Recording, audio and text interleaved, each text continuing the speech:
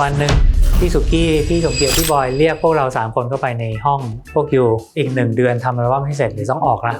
เฮ้ย ตอนนั้นมันก็อิ่มตัวประมาณหนึ่งเนาะแล้วก็ตอนนั้นอย่างที่บอกว่าเราเป็นยุควัยรุ่นของพวกเราอะก็ยอมรับว่าเราก็ทะเลาะกันพอสมควรส่วนมากก็จะเป็นพี่นพกับพี่โต้งนะพูดตรงนะโอ้โหส่วนผมก็ทำหน้าที่เป็นกรรมการผมก็เหนื่อยทุกคนก็เหนื่อยหมดแล้วรู้สึกอ๋อคือองค์ประกอบมันครบนะมุมแดงมุมน้ำเงินกรรมการ3 คนพอดีถูกต้องนะ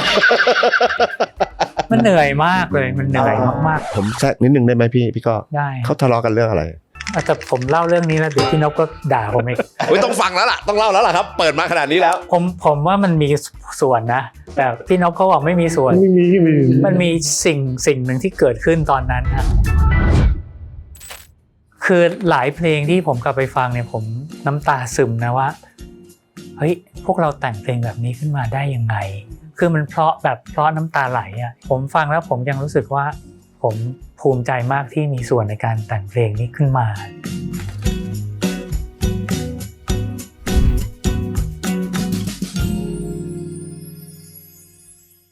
ผมไปนั่งดูในข้อมูลอ่ะเมื่อกี้ที่คุยกับพี่ก้อไปอะครับ28 ปีแล้วเหรอครับใช่ครับ1998นานกันแป๊บมันอยู่ม.4 ใช่ไหมใช่เหรอนึกว่าแค่ไม่คือพี่เจอรี่คือเพลง P.O.P มันเหมือนเราก็ยังฟังอยู่ตลอดป่ะที่แห่งนี้ไม่มีอะไรอย่างเงี้ยรักของเธอมีจริงหรือเปล่ามันก็ยังอยู่ตลอดครับผมขออนุญาตพาเดี๋ยวจะพาคนดูที่อาจจะผมใช้คำว่าโตมากับเพลงแต่อาจโตไม่ทันกับศิลปินเป็นไปได้เจ๋งว่ะP.O.P เริ่มต้นคือปี41ใช่ครับปี1998แต่ก่อนหน้านั้นเนี่ยพวกพี่ๆก็คือทำงานด้วยกันอยู่แล้วครับใช่ครับตอนนั้นก่อนมาเป็น P.O.P พี่ก็ทำอะไรอยู่บ้างครับตอนนู้นเลยย้อนกลับไปผมเป็นมือเบสให้กับวง Modern Dog ครับก็เล่นทัวร์กับ Modern Dog ในอัลบั้มคาเฟ่อะครับทัวร์กับ Modern Dog อยู่ปีนึงครับชุดแรก Modern Dog มีเป็นบ๊อบเล่นแล้วบ๊อบก็เล่นแล้วบ๊อบแล้วออกไปแล้วมาชุด2ครับแล้วก็ขาดก้อเจอก้อพอดีครับก็มาเจอเข้ามาในออฟฟิศใช่ไหมฮะไม่เนี่ยผมยังแบบผมพยายามนึกภาพไปตอนคอนเสิร์ตพี่ก้อเหรอวะตัวสูงอยู่คนเดียวเลยในวงฮะผมเข้าวงการมากับวง Modern Dog อะไรฮะได้เล่นกับวง Modern Dog เป็นวงแรกเลยเป็นการเริ่มต้นครับแล้วหลังจากนั้นก็เลยได้มีโอกาสได้มาอยู่เบเกอรี่นะก็ได้เจอพี่สมเกียรติเจอพี่นพอะไรอย่างเงี้ยฮะระหว่างนั้นก็กลายเป็นนักดนตรีในห้องอัดก็พี่สมเกียรติก็เรียกไปช่วยอัดเพลงให้อัลบั้มพี่ต้องเหน่งรัตเกล้ามาลดิษฐ์บ้างให้ใครต่อใครบ้างก็เริ่มได้มีโอกาสเข้ามาทำงานเบื้องหลังอะไรต่างๆอะไรเงี้ยครับหลังจากนั้นแล้วพี่ก็ไปเล่นกับ Modern Dog ได้ยังไงอ่ะก็ตอนนั้นเขาประกาศหามือเบสอยู่คือเขากำลังจะออกอัลบั้มคาเฟ่แต่ไม่มีมือเบสในการทัวร์เพราะว่ามือเบสของเขาชื่อพี่บ๊อบเนี่ยเรียนไม่จบต้องเรียนให้จบก่อนตอนนั้นพอดีคุณแม่ผมก็ไปเจอว่าModern Dogเขาหามือเบสอยู่นะครับคนที่ผมโทรไปหาคนแรกก็คือพี่โต้งนี่แหละครับเพราะพี่โต้งเนี่ยเขาทำหน้าที่เป็นกีตาร์เทคนิเชียนให้กับ Modern Dog ทำอะไรพวกนี้อยู่แล้วก็ทำเบื้องหลังให้กับเบเกอรี่ด้วยทำงานให้พี่สมเกียรติด้วยอะไรเงี้ยครับพี่โต้งก็เลยพาผมเข้าไปที่เบเกอรี่มิวสิกเพื่อที่จะไปเจอพี่ๆวง Modern Dog เหมือนไปออดิชั่นก็ใช่ประมาณนั้นเดินเข้าไปก็ขอสมัครเป็นมือเบสเลยอะไรเงี้ยครับแล้วก็ไปออดิชั่นกันแล้วก็ทีแรกเราก็นึกว่าโอ้โหคงต้องมีมือเบสประมาณ50 คนนะมาสมัครเพราะตอนนั้น Modern Dog คือวงอันดับ1ของประเทศเลยครับดังมากแล้วก็เพิ่งมารู้เนี่ยว่าจริงๆมีผมอยู่คนเดียวที่เขามาออดิชั่นเสร็จปุ๊บผมโอเคปุ๊บเขาก็โอเคเลยไม่ต้องออดิชั่นคนอื่นงั้นก็ไม่น่าเรียกออดิชั่นแล้วล่ะเด็กเส้นครับเด็กเส้นมีคนเดียวเลยคือเขาออดิชั่นผมเป็นคนแรกถ้าไม่ได้เขาก็คงจะไปหาคนอื่นต่อคือแบบว่าไม่ได้แบบว่ารับสมัครมาทีละหลายๆคนใช่ไหมพี่สมเกียรติคือมาทีละคนถ้าคนนี้ใช่ก็คือใช่แล้วตอนนั้นพี่ก้อทำอะไรอยู่ฮะผมเพิ่งเรียนจบเลยครับเพิ่งเรียนจบจาก Berklee College of Music ก็เพิ่งกลับมาเมืองไทยได้เดือน2 เดือนอะไรแบบนี้เลยฮะแล้วก็เลยเดินทางลุยกับ Modern Dog ใช่เพราะว่าตอน Modern Dog ประกาศรับมือเบสเนี่ยผมแกะอัลบั้ม Modern Dog ชุดแรกได้หมดทุกเพลงแล้วเล่นได้ทุกเพลงเลยคือเดินไปปุ๊บก็เล่นได้เลยเอางี้ดีกว่าก็เลยโชคดีแล้วก็ ก็เลยได้มีโอกาสมา ปี1997 ได้ทัวร์ทุก เกี่ยวกับ ที่ Bakery เลย Music ด้วย ซึ่งตอนนั้นคือพี่ก็อยากเล่นกับ Modern Dog หรือพี่ก็หางานมือเบสครับ โอ้จริงๆไม่มีคงจะปฏิเสธไม่ได้ว่าไม่มีใครเป็นแฟนเพลง Modern Dog อะครับคือทุกคนนี่คือวงอันดับ อันดับ หนึ่ง หนึ่ง ตลอดการของ ประเทศไทย แม้แต่ ยิ่ง พวกเราด้วยมั้ง พีค ได้ ใช่ไหม เราชอบ สี่ เป็นแฟน นี่คือวงModern Dog นี่คือวงที่ดีที่สุดแล้วก็เจ๋งที่สุดตลอดการของประเทศนะผมว่านะผมก็เป็นแฟนเพลง Modern Dog อยู่แล้วอะไรเงี้ยครับ อ่าฮะ การที่ได้มีโอกาสได้เล่น Modern Dog เป็นวงแรกนี่โหมีความสุขวันนี้ยังมีความสุขอยู่เลยที่มีโอกาสได้เล่นกับ Modern Dog ผมเพิ่งรู้ อ๋อคือเริ่มต้นแบบ ตอน นั้ นั้น น เองยังเด็กมากม.5 ม.6 เอง โอ้โมเดิร์นด็อกคาเฟ่น่าจะประมาณม.4 ม.5 ใช่ครับเด็กมากครับ เพราะว่าอัลบั้มแรกของพี่โมเดิร์นด็อกหมาทันสมัยปะ ใช่ปะ จนนั้นปี94ผมยังมีไอ้เทปเพลงก่อน เขาเรียก 5เวอร์ชัน เขาเรียกชื่อเล่นว่า อั อั ล ล บั้ บั้ ม มเสริมสุขภาพ เสริมสุขภาพแล้วพี่นพล่ะครับ ตอนนั้นก่อนพี่นพ โอ้ผมนี่อยู่เบเกอรี่มาตั้งแต่เริ่ม ตั้งแต่ เริ่มต้นแล้วตั้งแต่ทำชุดซีมิกซิกมาก่อนมีเบเกอรี่มิวสิกอีกทำกับพี่สมเกียรติก่อน ครับ ทำมาแล้วช่วยพี่สมเกียรติแต่งเพลงคนที่เดินผ่านเนี่ยครับกับโต้งอีกแล้ว ก็อยู่ด้วยกันก็ต้องแค่ อยู่โต้งตลอดนะฮะ ครับ ก็แต่งเพลงคนที่เดินผ่านเป็นเพลงเป็นผลงานอันแรกเลยที่ถือว่าเขียนร่วมกันกับพี่สมเกียรติกับโต้งนะครับแล้วก็ออกกับพี่สมเกียรติเป็นอันแรกแต่ตอนในช่วงนั้นผมก็บันทึกเสียงเพลงฤดูที่แตกต่างด้วย ในอัลบั้มของพี่บอยอัลบั้มแรก ใช่แต่ตอนนั้นยังไม่รู้เลยว่ามันคืออัลบั้มอะไรเนี่ยอัดไปก่อนไม่ได้ว่ามีอัลบั้มมารอนะฮะคืออัดไปก่อนคืออัด มีเพลง ล่วงหน้าไปก่อน โปรดักชั่น ใช่ เลย ยังไม่รู้ด้วยซ้ำว่าอัลบั้มนั้นจะชื่อ Little Man Boy หรืออะไรยังไม่มีเลยครับเป็นเพลงไปผมก็ได้รับหน้าที่ถ่ายทอดเพลงฤดูที่แตกต่างตอนนั้นนะครับ หมายถึงว่าพี่นพทำงานกับเบเกอรี่มาอยู่แล้ว ในตอนนั้นเหรอ จริงๆแล้ว หรือ ผมเป็นเพื่อนกับป๊อตนะครับผมเป็นเพื่อนกับป๊อตตั้งแต่ประถมแล้วป๊อตมันก็เข้าไปบันทึกเสียงชุด Modern Dog ชุดแรกผมก็เลยตามไปดูจริงๆแล้วป๊อตเมทีโป้งบ๊อบเนี่ยเป็นเพื่อนผมหมดผมก็ไปลุยกับมันตั้งแต่ตอนที่สมัครโค้ชมิวสิกวอร์ดแล้วครับเป็นเพื่อนเหมือนเป็นแฟนเพลง Modern Dog คนแรกเลยผมเนี่ยแบบเบอร์หนึ่งเลย เหมือนได้รู้โปรเจกต์ก่อนใครได้ฟังเดโมก่อนใครอะไรอย่างนี้ใช่ไหมฮะ รู้เลยว่าตั้งแต่วันนั้นเป็นต้นมาที่มันได้แชมป์โค้ชมิวสิกวอร์ดเนี่ยผมรู้เลยว่าวงการเพลงไทยจะต้องเปลี่ยนไปแน่นอนเพราะว่าไอ้4 คนเนี่ย4-5 คนเนี่ยมันต้องเข้าไปทำอะไรสักอย่างแต่ก็ไม่รู้นะครับสุดท้ายมันไปนู่นจะไปหาสุกี้จะไปหาพี่สมเกียรติผมก็ตามไปด้วยก็เลยได้เจอพี่สมเกียรติก็เลยถูกชะตากันตั้งแต่ตอนนั้นเลยครับ แล้วครั้งแรกที่ได้เปิดไมค์เอาเสียงตัวเองร้องจริงๆตอนนั้นคือตอนร้องเดโมเพลงฤดูที่แตกต่างที่พี่บอยชวนผมว่านพช่วยเข้าไปร้องหน่อยไอ้ป๊อปบอกเนี่ยพี่ให้นพร้องเทสหน่อยผมก็โอ้โหตื่นเต้นน่าดูเลยครับก็เลยเข้าไปร้องนั่นประมาณช่วงประมาณต้นปี94ประมาณเดือนมีนาเมษาปี94แสดงว่าฤดูที่แตกต่างนี่คือเป็นเพลงแรกที่เปล่งเสียงออกมาใช่แล้วหลังจากนั้นก็คือหมายถึงพี่นพก็จะคลุกอยู่กับเบเกอรี่มิวสิกหลังจากนั้นก็จะเข้าไปต้องไปอัดเพลงที่แตก3 เดือนเนี่ยผมต้องเข้าไปอัดอยู่ประมาณ3 เดือนก็ได้เจอพี่สมเกียรติได้เจอพี่สุกี้แล้วก็เลยพี่สมเกียรติก็ทำอัลบั้มชุดใหม่อยู่ก็เลยได้เริ่มเขียนเพลงกับพี่สมเกียรติในช่วงนั้นครับซึ่งพอหลังจากนั้นก็พี่นพก็ไปร้องหลายๆเพลงให้พี่สมเกียรติด้วยใช่ครับจริงๆเอาง่ายว่าชุดนั้นชุดพี่ก็จริงมีนพกับโต้ง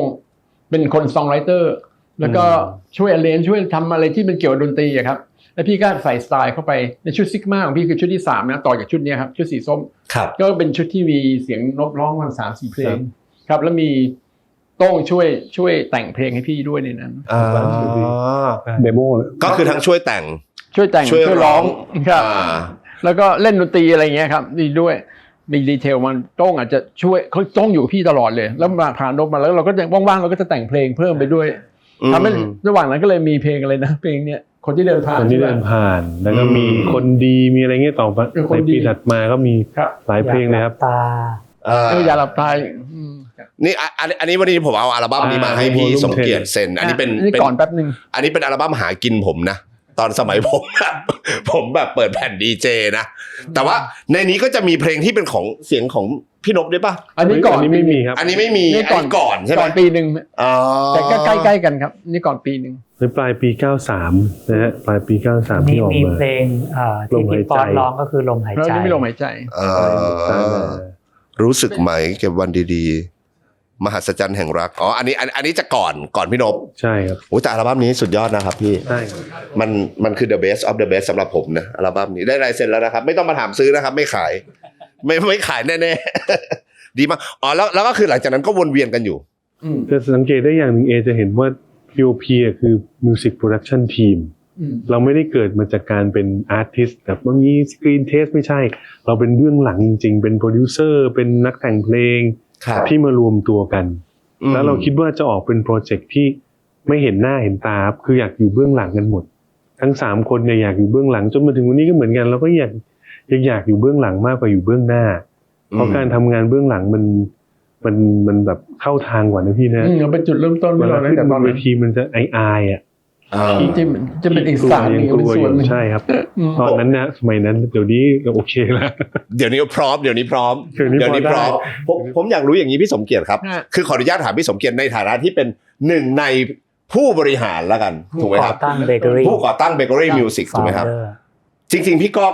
ก็มาตั้งแต่ Modern Dog โมเดิร์นด็อก ใช่ไหมครับพี่นพมาตั้งแต่ ตอน Rhythm and Boy อัลบั้มแรก ครับ ใช่ไหมครับเดี๋ยวพี่เจอรี่เดี๋ยวผมจะถามว่ามายังไงจาก Music Box นะ ตามมันกัน แต่ความจริงคือถ้าเกิดเรานับ Rhythm and Boy น่าจะปี ต้นปี 95 ครับ 9 ประมาณต้นปี ใช่ครับ 95 แต่ POP นี่คือ 98ทำไมปล่อยให้เขาอยู่ตั้ง3 ปีแล้วถึงให้ออกอัลบั้ม เป็นเรียนอยู่ด้วยนึงใช่ พ ไหม วก ครับ เราก็อย่างที่บอกไม่ได้คิดจะทำเพล ไม่ได้ ง คิด เลยจนเนี่ยครับจนเกิดวิกฤตต้มยำกุ้งเราถึงได้มาทำกัน เพลงไม่มีเพลงก็ได้พบเธอเนี่ยก็เป็นเพลง2เพลงแรกที่เราเขียนทำเดโมเสนอว่าถ้าเป็นแนวนี้พอได้ไหมเพราะสมัยก่อนเพลงป๊อปร็อกเนี่ยจะไม่มีแบบนั้นเลยลองนึกย้อนไปมันจะแบบเป็นร็อกแบบดุ้งจะไม่ค่อยละมุนละไมสักเท่าไหร่ ครับ ผมถือว่าเป็นซาวด์ใหม่ของ พวก Bakery บอย Music แบน ด้วย ด์นะยุคนั้นนะ ร็อกกับบอยแบนด์ ใช่แค่นั้นเอง ซึ่งแนวแบบ POP นี่ไม่มี ไม่มี ไม่มี ที่เน้นการแต่งเพลงโครงสร้างการแต่งเพลงและเพลงเป็นลักษณะไม่ใช่ล็อกทีเดียวเนอะเป็นลักษณะการฟังนั้นเป็นเพลงครับ เพลงป๊อปที่แบบมีซาวด์เป็น มี ป๊อป ซาวด์มี ยุคนั้นถ้าย้อนกลับไปเอาความทรงจำส่วนตัว ก็จะมีเบเกอรี่ที่ซาวแบบเนี้ยแล้วก็อาจจะมีสโตน มี small เป็น room R&B small room ซึ่งมาทีหลังเนี่ย มาทีหลังเบเกอรี่อีกที ใช่ยุคนั้นบอยแบนด์เนอะพี่เนอะ ครับ ยุคนั้นเชมเรืองศักดิ์ลีฟออย RS อะไรพวก บอ นี้ สทาอะไรเงี้ยแบบเป็นแบบนั้น แล้วพี่เจอรี่เห็นเมื่อกี้พี่เขาเล่าให้ฟังว่าตอนแรกพี่เจอรี่อยู่มิวสิกบัค ใช่ครับ แล้วหมายถึงว่ามาช่วยมาร่วมงานกับทางเบเกอรี่ได้ยังไงครับพี่เจอรี่ตอน คือ นั้น ตอนแรกผมกระโต้ง อีกแล้ว คือทุกคนผูกพันกับพี่โต้งหมด ใช่ใช่ กระโต้งนี่เป็นเพื่อนผมตั้งแต่เด็กๆเลยอ่ะพ่อแม่รู้จักกันตั้งแต่6 ขวบก็รู้จักกันละ ครับ ฮะแล้วมันบังเอิญมาเป็นน้องตีเหมือนกันก็เรียนที่เดียวกันด้วยที่ ครับ เบอร์ลีย์ที่ เป็น ก็ เรียน เรียน ที่บอสตันที่เดียวกัน แต่ที่กลับมาเรื่องตอนแรกที่ผมเรียนนี่ผมเรียนเรื่องsound engineer music production แล้วผมก็ไปสมัครงานเป็น sound engineer ที่กับพี่เอกที่ music box แต่พอทำเป็น sound engineer ไปใจมันอยากทำเพลงอยากเล่นดนตรีอะไรเงี้ย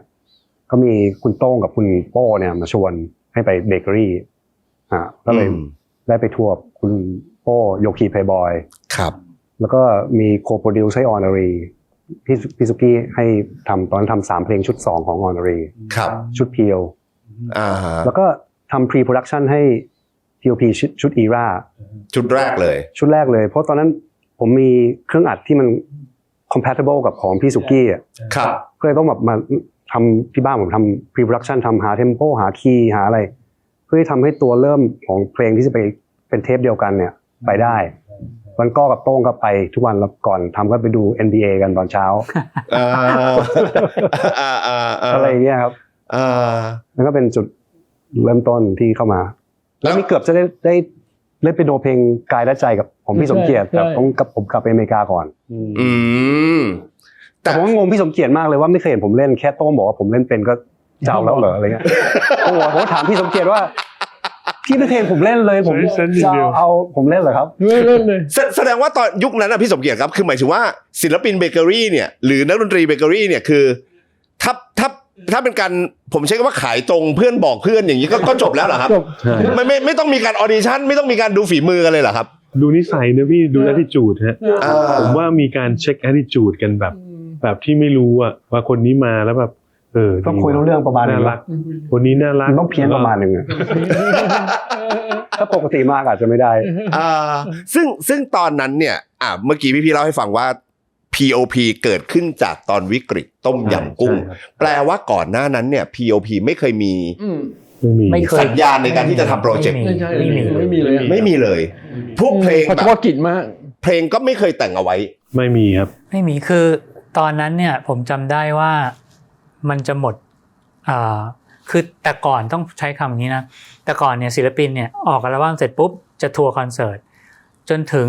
จุดหนึ่งก็จะมีคอนเสิร์ตอำลาแล้วก็จะหยุดไปแล้วก็ไปทำอัลบั้มใหม่แล้วก็เริ่มใหม่แบบเนี้ย เหมือนเป็นเซอร์เคิลแบบนี้ เป็นเซอร์เคิลแบบนี้ตอนนั้น Modern Dog ก็เหมือนกัน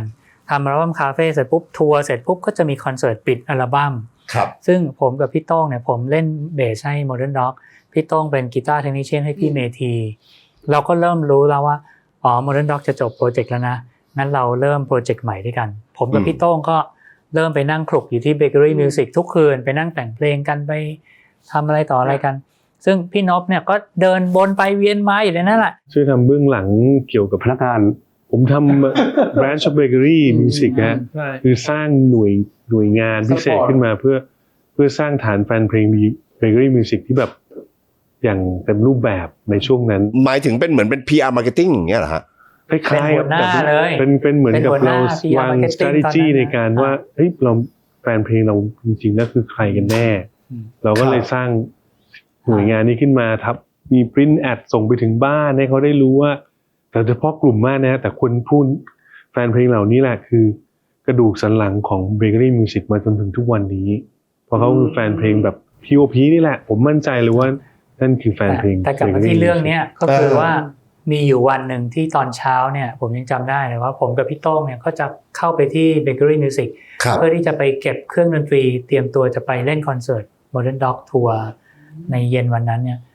แล้วพี่นพก็อยู่ที่ Bakery ตอนนั้นแล้วพี่นพก็บอกว่าเฮ้ยก็โต้งขอคุยด้วยหน่อยเราก็เข้าไปที่ห้องประชุมนะที่เป็นโต๊ะกลมนะแล้วพี่นพก็บอกว่าเนี่ยตอนนี้ Bakery Music เนี่ยกำลังขาด product อะแล้วก็มันก็เงินมันก็ชักหน้าไม่ถึงหลังอยู่อะไร cash flow ไม่ถึงเรามาทำโปรเจกต์ด้วยกันดีกว่าเพื่อที่จะทำ product อันนึงออกมาเพื่อจะให้ Bakery เนี่ยได้มีอัลบั้มโปรเจกต์เนี่ยได้ขายเขาจะได้มีเงินเข้าบริษัทแล้วก็โอเคก็เราก็อยู่กับ Bakery อยู่แล้วเราก็อยากจะช่วยอยู่แล้วในขณะเดียวกันเราก็ทำโปรเจกต์กันอยู่แล้วผมกับพี่โต้งก็ไม่มีใครร้องเพลงได้สักคนก็พี่นพก็เป็นนักร้องมันมาประกบตัวได้พอดีก็ตอบโอเคไปเช้าวันนั้นนะครับแล้วหลังจากนั้นเนี่ยเราก็เข้าไปที่ Bakery Music ทุกวันทุกคืนใช้คำว่าทุกคืนดีกว่าเพื่อที่จะไปนั่งแต่งเพลงกัน3คนนะตลอดทุกวันไปเรื่อยๆอย่างเงี้ยวันนั้นพอจุดเริ่มต้นมันเป็นแบบเนี้ยครับแนวทางแนวดนตรีไอเดียมันถูกคุยกันยังไงครับพี่มันถึงกลายมาเป็น POP มันมีดนตรีที่เป็นบอยแบนด์เกิร์ลแบนด์เป็นไอดอลอะไรเงี้ยนะครับอยู่ในอีกด้านหนึ่งก็จะเป็นเพลงร็อกแบบหนักๆเลยมันมีอยู่แค่เนี้ยแต่ไอเพลงพ็อปที่มีความเพราะและมีเพลงเป็นเพลงที่มีความหมายดีมีเมโลดี้ดีมีเมโลดี้ไพเราะอะไรเงี้ยมันไม่มีเลยมันก็เป็นจุดมันเป็นช่องว่างช่องหนึ่งที่ตอนนั้นเนี่ยตลาดเพลงไทยนี่มันเป็นช่องว่างอยู่แล้วก็เป็นสิ่งที่พี่นพพูดว่ามันเรามาทำสิ่งนี้กันดีกว่าซึ่งจริงๆแล้วเนี่ยเรา3คนเนี่ยมันก็บางทีก็ชอบอะไรไม่เหมือนกันก็มีพี่นพอาจจะชอบ R&B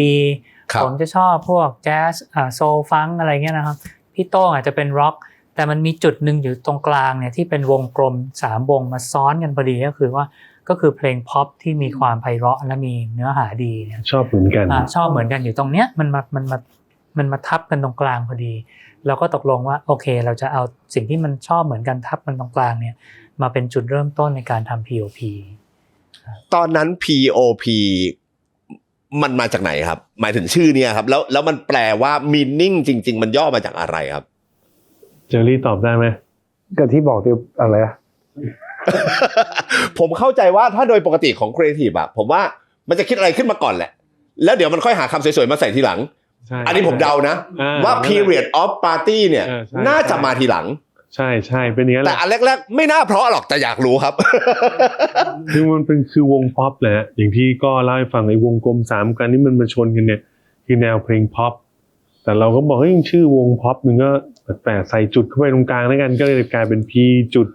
O จุดแล้วก็ P ไม่มีจุดสุดท้ายนะครับ ครับ แล้วก็ POP มันก็เหมือนกับเป็นชื่อวงเหมือนกับว่าย่อมาจากอะไรสักอย่างหนึ่งพี่ทอมก็ช่วยบอกว่ามันน่าจะมาจาก period of party ด้วยกันคือที่พวกมึงมารวมตัวเนี่ยชั่วคราวเป็น period ของการรวมเป็นกลุ่มแล้วเดี๋ยวก็วันหนึ่งก็แตกสลายแยกไป ทำไมไม่เป็น power of people มันคือ โอเค มันคือรวมการเฉพาะกิจเนี่ยครับมารวมกันเป็น period ที่มารวมตัวกัน แล้วก็ประกอบไปด้วย pop ก็เป็นpop culture color ก็มีสีแดงสีเหลืองสีน้ำเงินก็คือเป็นตัว pop แสดงว่าตอนแรกเนี่ยตั้งใจคือมันมาจาก pop เนี่ยแหละ ใช่ครับ มันไม่ได้จะมีตัวย่ออะไร ใช่ แต่ทำให้มันมีกิมมิค ใช่ แล้วค่อยใส่ wording เข้าไป ใช่ครับใช่ อ๋อ แล้วคือจริงๆ creative director คือพี่ทอมแต่ executive producer คือพี่สมเกียรติ ครับ พี่สมเกียรติเคาะเป็นคนเคาะทั้งหมดพวกเรานี่ไม่มีวุฒิอะไรนะเขาเรียกวุฒิภาวะที่จะ ใช้คำนี้ได้ ที่จะ สมัย เคาะ ก่อน ได้เลยครับ อ่ะ ไม่มีเลยเราไม่มีคือเซนส์ที่สมเกียรติเขาขาดจริงๆเนี่ยผมก็ไม่รู้ว่ามันมาถึงตรงนี้ได้ไงแล้วพอเราทำโดนเดโมเสร็จก็ไปให้พี่สมเกียรติฟัง ครับ พี่สมเกียรติบอกให้ผ่านผมยังลุ้นแล้วเรายังลุ้นกันอยู่เลยว่าเฮ้ยมันจะผ่านไหมว่าเพลงแบบเขาจะชอบไหมอะไรเงี้ย ครับ มันก็เหมือนเป็นศิลปินใหม่ครับแต่ปรากฏว่าพี่ๆทั้ง3คนชอบก็ทำเลยเข้าอัดเสร็จภายในเดือนเดียวครับ1 เดือน คือ เสร็จ ตอนนั้นจำได้ว่าเพิ่งแต่งเพลงออกมา3เพลงเองก็มีเพลงไม่มีใช่ไหมมีแค่ได้พบเธอแล้วก็อีกเพลงชื่อเพลงคือเธอ ครับ นะวันหนึ่งพี่สุกี้พี่สมเกียรติพี่บอยเรียกพวกเรา3คนเข้าไปในห้องส้มนะพวกอยู่ โก อี เล ก ย อีก1 เดือนทำอัลบั้มให้เสร็จเดี๋ยวต้องออกละเฮ้ย เดือนเดียวครับ มีเวลาให้เดือนหนึ่ง เออ จะทำเสร็จได้ยังไง แคชโชว์ อันนี้คือเพลงนี้ใครเนื้อร้องใครทำนองใคร แต่ง ดูแล ด้วยกันนี่แหละครับแต่งด้วยกันแต่ผมเนี่ยจะขึ้นมาก่อน ผมจะขึ้นคอร์ดมาก่อนมันมีความเป็นโซลนิดๆอยู่ในนั้นเนี่ย ครับ แล้วก็มาลองมาเปลี่ยนนี้มันเป็นพ็อปร็อกทำยังไงโต้งก็จัดการกับก้อเนี่ยครับมีสตริงมามีอะไร เพลงไม่ เพราะ มีเนี่ย มาก เป็น เลย พี่นพจะเป็นคนแต่งขึ้นมาก่อน ครับ นะแล้วเพลงที่2คือเพลงคือเธอ ครับ พี่โต้งจะเป็นคนแต่งคอร์ดขึ้นมาก่อน อือหือ เพลงแค่ได้พบเธอ ผมจะเป็นคนแต่งคอร์ดขึ้นมาก่อน ครับ แล้วก็เนี่ยพี่นพก็จะเป็นคนทำเมโลดี้ไอ้ปาดับป้าเนี่ยมันโผล่มาได้ยังไงก็ไม่รู้ พี่นพกับปาดับป้าขึ้นมาโอเค ปาดับป้า มันอินมาเองตอนอัดป่ะครับ ไม่ได้คิด อยู่ก็ร้องออกมาอยู่ก็ร้องออกมาตอนทำเดโมอะไร ใช่ไม่ได้คิดว่ามันจะเป็นกิมมิกอะไรแค่ร้องว่าฟีลลิ่งมันได้ว่าเวลาเราเจอผู้หญิงที่เราชอบเดินมาเนี่ยปาดับป้าเลยว่ะถึงจำความรู้สึกได้เลย แล้วก็ตอนนั้นเนี่ยเราแต่งได้3เพลง ครับ พี่บอยพี่สุกี้พี่สมเกียรติบอกพวกอยู่อีกเดือนหนึ่งอยู่ต้องออกเฮ้ยไปต่อยังไงวะเนี่ย เรื่องมันตาม ก็เลย มา ต้องเอาเพลงคนดี ซึ่งพี่นพก็แต่งไว้แล้วในอัลบั้มพี่สมเกียรติเนี่ยมา เอา arrange ใช่ มา rearrange ใหม่ให้เป็นแบบ POP อือหือ นะแล้วก็สุดท้ายเหลือเพลงสุดท้ายทำไงดีวะมีอยู่วันหนึ่งตอนเช้าพี่โต้งก็เล่นนั่งอยู่ที่โซฟากันเนี่ยพี่โต้งก็เนี่ยกูแต่งเพลงนี้เดี๋ยวจะให้คริสตินตึงชับตึงชับตึงชับตึงผมบอกไม่ต้องให้ละ เอามานี่เดี๋ยวนี้เลยแล้วก็ไปขอพี่บอยโกเซียผมว่าพี่บอยช่วยแต่งเนื้อเพลงใส่เข้าไปให้หน่อยก็กลายเป็นเพลงรักของเธอมีจริงหรือเปล่า ก็เลยครบ ซึ่งความจริงเพลงนี้ควรจะต้องเป็นของ จะต้องเป็นของคริสตินขอโทษคริสตินเลยนะคะนี่มันไม่ทันจริงๆมันมีเวลาแค่เดือนเดียวอ่ะมันไม่ได้แล้ว พูดง่ายๆว่าคนรู้จักพวกเราเนี่ยผ่านใน EP era อันแรกนะครับซึ่งต้องให้เครดิตพี่ทอมวรุษปัญญาชุนเป็นคนตั้งชื่ออัลบั้มนั้นขึ้นมา ครับ เขาตั้งชื่อไว้อย่างนี้ครับง่ายๆ POP POP มันป๊อปนี่หว่าป๊อปนะงั้นเป็น popular แล้วกัน pop era แล้วกันก็เลยกลายเป็น pop POP era เขาอยากให้เราป๊อปปูล่าอะไรเงี้ยครับคือเราคิดเองไม่ได้แบบนั้นนะครับ แล้วก็มีตัวสะกด3ตัวเหมือนกัน ERA แล้วมันก็เข้ากับตัวอาร์ตเวิร์กทุกอย่างเลยแล้วเนี่ยครับพี่สมเกียรติกับพี่ทอมเนี่ยเป็นคนเคาะว่าเอ้ยชื่อเนี้ยดีเราก็เอามาเป็นตั้งชื่อไปถ้าไปอ่านเครดิตอันนั้นเนี่ยก็จะมีเครดิตคุณสสิทธิ์มิลินทวานิชทำสตริงคือพวกเราแก๊งเรามาตั้งแต่ตอน1998แล้วเพียงแต่ว่าทุกคนอยู่เบื้องหลังหมดมีหน้าฉากแค่3คนคือตามความเข้าใจของผู้บริโภค1อัลบั้มมันควรจะมีสัก10เพลงในความเชื่อในยุคนั้นแต่ตอนที่ P.O.P ออกเป็นอีราขึ้นมาเนี่ย5เพลงใช่กันเนี่ยร้อนเงินไงไม่ได้เป็นกิมมิคไม่ได้อยากจะเป็น EP อะไรบ้างไม่ทันต้องแค่นี้แล้วมันเป็นราคาใหม่ด้วยนะพี่นะแล้วก็จะเพิ่มราคาลดราคาเหลือ80 บาทอะไรเงี้ยหน้าปกจาก105หรือ80หรือทุกอย่างเนี่ยแต่ปรากฏว่าฟีดแบ็กกระแสมันดีใช่รวมทั้งหมดเป็น6แทร็กมีไม่มีอะคูสติกเวอร์ชันอีกอันหนึ่งเพิ่มเข้าไปคือจริงๆต้องใช้คำว่ามันเกือบจะดีมากกว่ามันเกือบจะดีมันผ่านมาประมาณกี่เดือนนะก่อนที่เราจะเปลี่ยนปก6 เดือนประมาณ 2-3 เดือน 4-5 เดือนอะไรเงี้ยมันเกือบจะดีเพลงมันก็เกือบจะดังมันก็ดังประมาณนึงอ่ะแล้วก็นั่นแหละพี่สุกี้ก็บอกเนี่ยหน้าปกไม่มีหน้าพวกยูเลยทำไมไม่มีหน้าพวกยูเลยเป็นคอสเวิร์ดไงที่สีฟ้านั่นแหละต้องทำปกใหม่นะอ่ะสวยแล้วทำไงอ่ะต้องไปถ่ายปกใหม่อีกผ่านไป5 เดือนแล้วต้องมานั่งถ่ายปกใหม่อีกให้เห็นหน้าอะไรเห็นพี่นพชัดๆตรงกลางเลยอะไรเงี้ยก็เลยกลายเป็นปกที่2ที่เป็นหน้าพวกเรา3คนแบบชัดๆยอดขายกระฉูดเลยไม่เข้าใจเลยอย่างเงี้ยแปลกมากเลยมันขายอะไรขายก็ไม่รู้คือจริงๆแล้วนะแต่ผมเล่าเรื่องนี้แล้วเดี๋ยวพี่นพก็ด่าผมอีกคือต้องฟังแล้วล่ะต้องเล่าแล้วล่ะครับเปิดมาขนาดนี้แล้วผมว่ามันมีส่วนนะแต่คนพี่นพเขาบอกไม่มีส่วนมันมีสิ่งหนึ่งที่เกิดขึ้นตอนนั้นนะคือพี่นพเนี่ยกลายเป็นหนุ่มคลีโอชนะเลิศหนุ่มคลีโอจำได้ไหมนิตยสารคลีโอตอนนี้คุ้นผมไม่รู้ชนะได้ไงก็ไม่รู้พี่นพได้เป็นหนุ่มคลีโอแล้วมันพอดีกับช่วงเราเปลี่ยนปกเพิ่มเพลงไม่เปลี่ยนปกเพิ่มเลยเปลี่ยนปกเฉยๆแล้วเปิดหน้าพอดีเนี่ยหลังจากนั้นมันก็แบบอย่างเงี้ยครับแต่นี่เล่าให้ทุกคนฟังมันดีตรงที่ว่าผม3คนเนี่ยคุยกันตั้งแต่แรกแล้วว่าเรายังไม่เอาเงินเลยนะไปรอนู่นประมาณกลางปีหน้าค่อยรับเงินอีก6 เดือนประมาณกลางปีนี้ค่อยรับเงินตอนนี้เอาจ่ายเฉพาะนักดนตรีที่จ้างมาก่อนเพื่อช่วย cash flow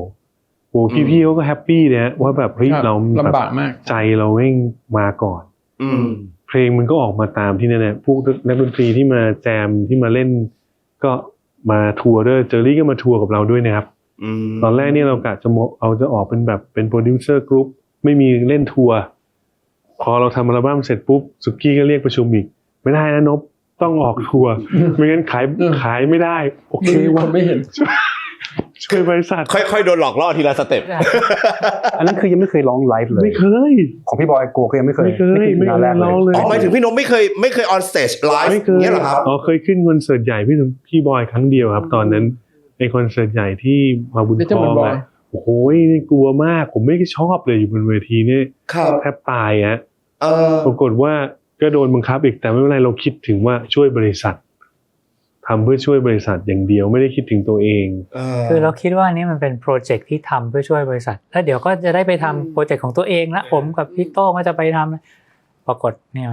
ผ่านมา28 ปีแล้วเนี่ยโชคดีที่คนชอบเนี่ยก็เลยทำต่อมาเรื่อยๆครับซึ่งก็พวกเราก็เล่นเพลงของคนอื่นซะเยอะฮะในผมกำลังจะถามพอดีเพราะว่ามี5เพลงเนี่ยแล้วเวลาไปทัวร์ต้องหยิบยืมใช่ไหมครับเพลงพี่บอยเพลงพี่สมเกียรติอะไรเงี้ยเพลงอยากหลับตาเพลงดอกไม้เพลงรู้สึกแปลกของพี่สมเกียรตินะก็ยืมพี่สมเกียรติมาเยอะหน่อยเล่นเป็นฝรั่งด้วยนะมีบ้างซึ่งพี่เจอรี่ตอนที่ทัวร์พี่เจอรี่ก็ไปด้วยทัวร์ด้วยร่วมทัวร์ด้วยแต่ระหว่างที่เล่นคอนเสิร์ตไปเนี่ยผมรู้เลยว่าเวลาเราไปออกรายการวิทยุหรืออะไรเงี้ยพี่ที่เป็นโฮสต์ของวิทยุเขาจะรู้ว่าอ๋อแก๊ง P.O.P เนี่ยเหมือนสั่งได้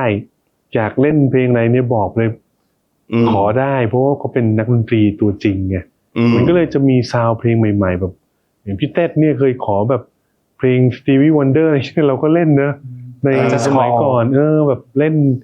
เยอะมากเลยครับตอนนั้นน่ะมันเป็นวงที่ค่อนข้างตอบสนองตอบโจทย์ได้เล่นได้ทุกแนว Made to Order ขออะไรมาได้หมด BG ด้วยใช่ไหมมีหลายเพลงมากเลยครับ แต่ผมมีคำถาม ครับ ว่าตอนแรกเมื่อกี้พี่ก้อกับพี่นพเล่าให้ฟังว่า POP เกิดจากโปรเจกต์ที่เกิดจากต้มยำกุ้ง แล้วต้องการจะหา Product เพื่อที่จะมาสร้างรายได้และ cash flow ของเบเกอรี่ในยุคนั้นคำถามผมคือ แล้วรู้ได้ยังไงว่ามันจะ success ครับ ถ้าเกิด POP สมมติทำออกมาเกิดไม่มาอย่างเงี้ยมันยิ่งถมเนี่ยพี่สมเกียรติ เอาจริงๆนะผมกับพี่นพพี่โต้งเนี่ย ไม่รู้เลย ไม่รู้หรอกวุฒิภาวะไม่มีอย่างที่พี่นพพูด คนที่รู้คือใครรู้ไหมครับ คนนี้ฮะคนที่มีเซนส์ดนตรีที่ดีที่สุด ใช่ตอนนั้นถ้าเราจะถามว่าแล้วเรารู้ได้ไงว่าใช่หรือไม่ใช่คือเราฟังเราช่วยกันฟังนะครับเราฟังแล้วเรารู้อย่างพี่กับพี่บอยกับพี่สกี้อย่างเงี้ยฟังเรารู้เลยว่าเพลงเนี้ยมันเป็นมีเรารู้ว่าตลาดแล้วเป็นอันดับแรกเราชอบก่อนอันดับแรกเราต้องชอบก่อนนะเราชอบอยู่แล้ว ครับ เรารักเลยเรารักเพลงทุกเพลงที่พวกเราทำนะครับอันนี้เราก็นำเสนอแต่ว่ามันจะมีที่มาที่ไปเพราะว่าเราเคยทำงานร่วมกันมาก่อนแล้วเรามีผลงานของแยกๆของแต่ละคนใครเป็นใครเรารู้ว่า ability ของแต่ละคนเป็นยังไงใช่ไหมครับแต่ว่าเมื่อทำงานเนี่ยงานมันออกมาเราก็อยากใจเราก็อยากให้มันออกอยู่แล้วให้มันชุดนี้ออกมาแล้วอยู่แล้วและชุดนี้เราก็มั่นใจว่าเพราะตอนนั้นมันก็ไม่มีชุดออกจริงๆก็ต้องออกชุดนี้แล้วชุดนี้ผ่านการโปรเซสที่ตั้งใจทำครับ จะเป็นว่าพอทำเพราะสถานการณ์ก็ตามแต่ว่าเราก็รักอยู่แล้วที่จะเขียนเพลงในวัยนั้นยุคนั้นที่เราทำเริ่มต้นต้องย้อนกลับไปว่าการตอนช่วงที่เป็นเบเกอรี่เนี่ยนะครับทุกคนไม่ได้มีเราเริ่มต้นก่อสร้างปีหนึ่งเนี่ยมันพัฒนาเร็วมากเพราะเราไม่ได้เป็นค่ายอาชีพเราไม่ได้เป็นนักดนตรีมาก่อนเป็นอาชีพเราเป็นคนรักดนตรีรักฟังเพลงเพิ่งจบกันมาตอนนั้นแล้วก็มารวมตัวกันแล้วก็สร้างเพลงด้วยกันพอสร้างปุ๊บออกเลยขายเลย ครับ ฉะนั้นเนี่ยขายเนี่ยเราคิดปุ๊บคนนี้มาปุ๊บทุกคนทำในสิ่งที่เราอยากทำปุ๊บเราก็ขายเลยฉะนั้นในเซนส์ตอนนั้นเนี่ยมันจะเป็นตัวบอกเราว่ามันได้ไม่ได้เราไม่รู้หรอกแต่ว่าเราชอบเรารู้ว่าเพลงในเพลงรักแล้วคนน่าจะรักแล้วเพราะเนื้อหาแต่ละอย่างก็เป็นเรื่องที่เรามีโจทย์ที่เราอยากจะพูดกับคนเบเกอรี่จากนั้นจึงเพลงเนี่ยที่ออกมาเนี่ยมันจะกันกรองมาจากประสบการณ์กับเรื่องที่เรามีมุมมองที่เราอยากจะพูดว่าเช่นเรื่องของความรักเรื่องของการให้กำลังใจเรื่องของอะไรสิ่งดีๆที่เรามีตอนนั้นซึ่งเป็นส่วนที่พี่คิดว่าในวัยนั้นตอนช่วง early 90ประมาณ94 95นี่ครับ ครับ เป็นอะไรที่มันแห้งแล้งมากถ้าพี่ฟังถามย้อนกลับไปพี่ฟังเพลงในยุคนั้นเนี่ยเพลงจะมันจะมีความแบบเนกาทีฟพี่คิดว่างานเพลงไม่มีชุดเนี้ยครับมันใช่มันถูกต้องถูกที่ถูกเวลาบอกเป็นเหตุผลไม่ได้แต่มันเซนส์มันใช่อย่างเงี้ยเหรอครับพี่สมเกียรติใช่เซนส์มันใช่เพราะว่าเราเจออะไรมาในช่วงนั้นแล้วก็เราก็ดูเราเข้าคาดคะเนว่าเราสิ่งที่เราอยากพูดและอย่างเราฟังแล้วเราก็ชอบเลยอันความชอบของพวกเรานี่เป็นถามว่าอันนี้เป็นเบอร์หนึ่งเลยแล้วว่ามันใช่เพราะว่าที่เราทำเนี่ยเราก็ชอบหมดแล้วเราก็ใช่หมดเราก็รีลีสออกมาครับผมเป็นลักษณะนี้ผมถามเพิ่มอีกนิดนึงได้ไหมครับตอนนั้นน่ะผมไม่แน่ใจวงการเพลงบ้านเรามันมีเทรนด์ของการที่คนเบื้องหลังมาเดินมาเบื้องหน้าเยอะแค่ไหนไม่มีเลยนะใช่ไหมเหมือนจะน้อยเหมือนกันนะใช่ส่วนมากก็คือจะเป็นคนเบื้องหน้าที่ไปพร้อมกับเบื้องหลังมันไปด้วยกันอยู่แล้วยุคพี่เต๋อยุคพี่ป้อมพี่โต๊ะยุคอะไรอย่างเงี้ยแต่ยุคที่แบบเหมือนเนี่ยมือกีตาร์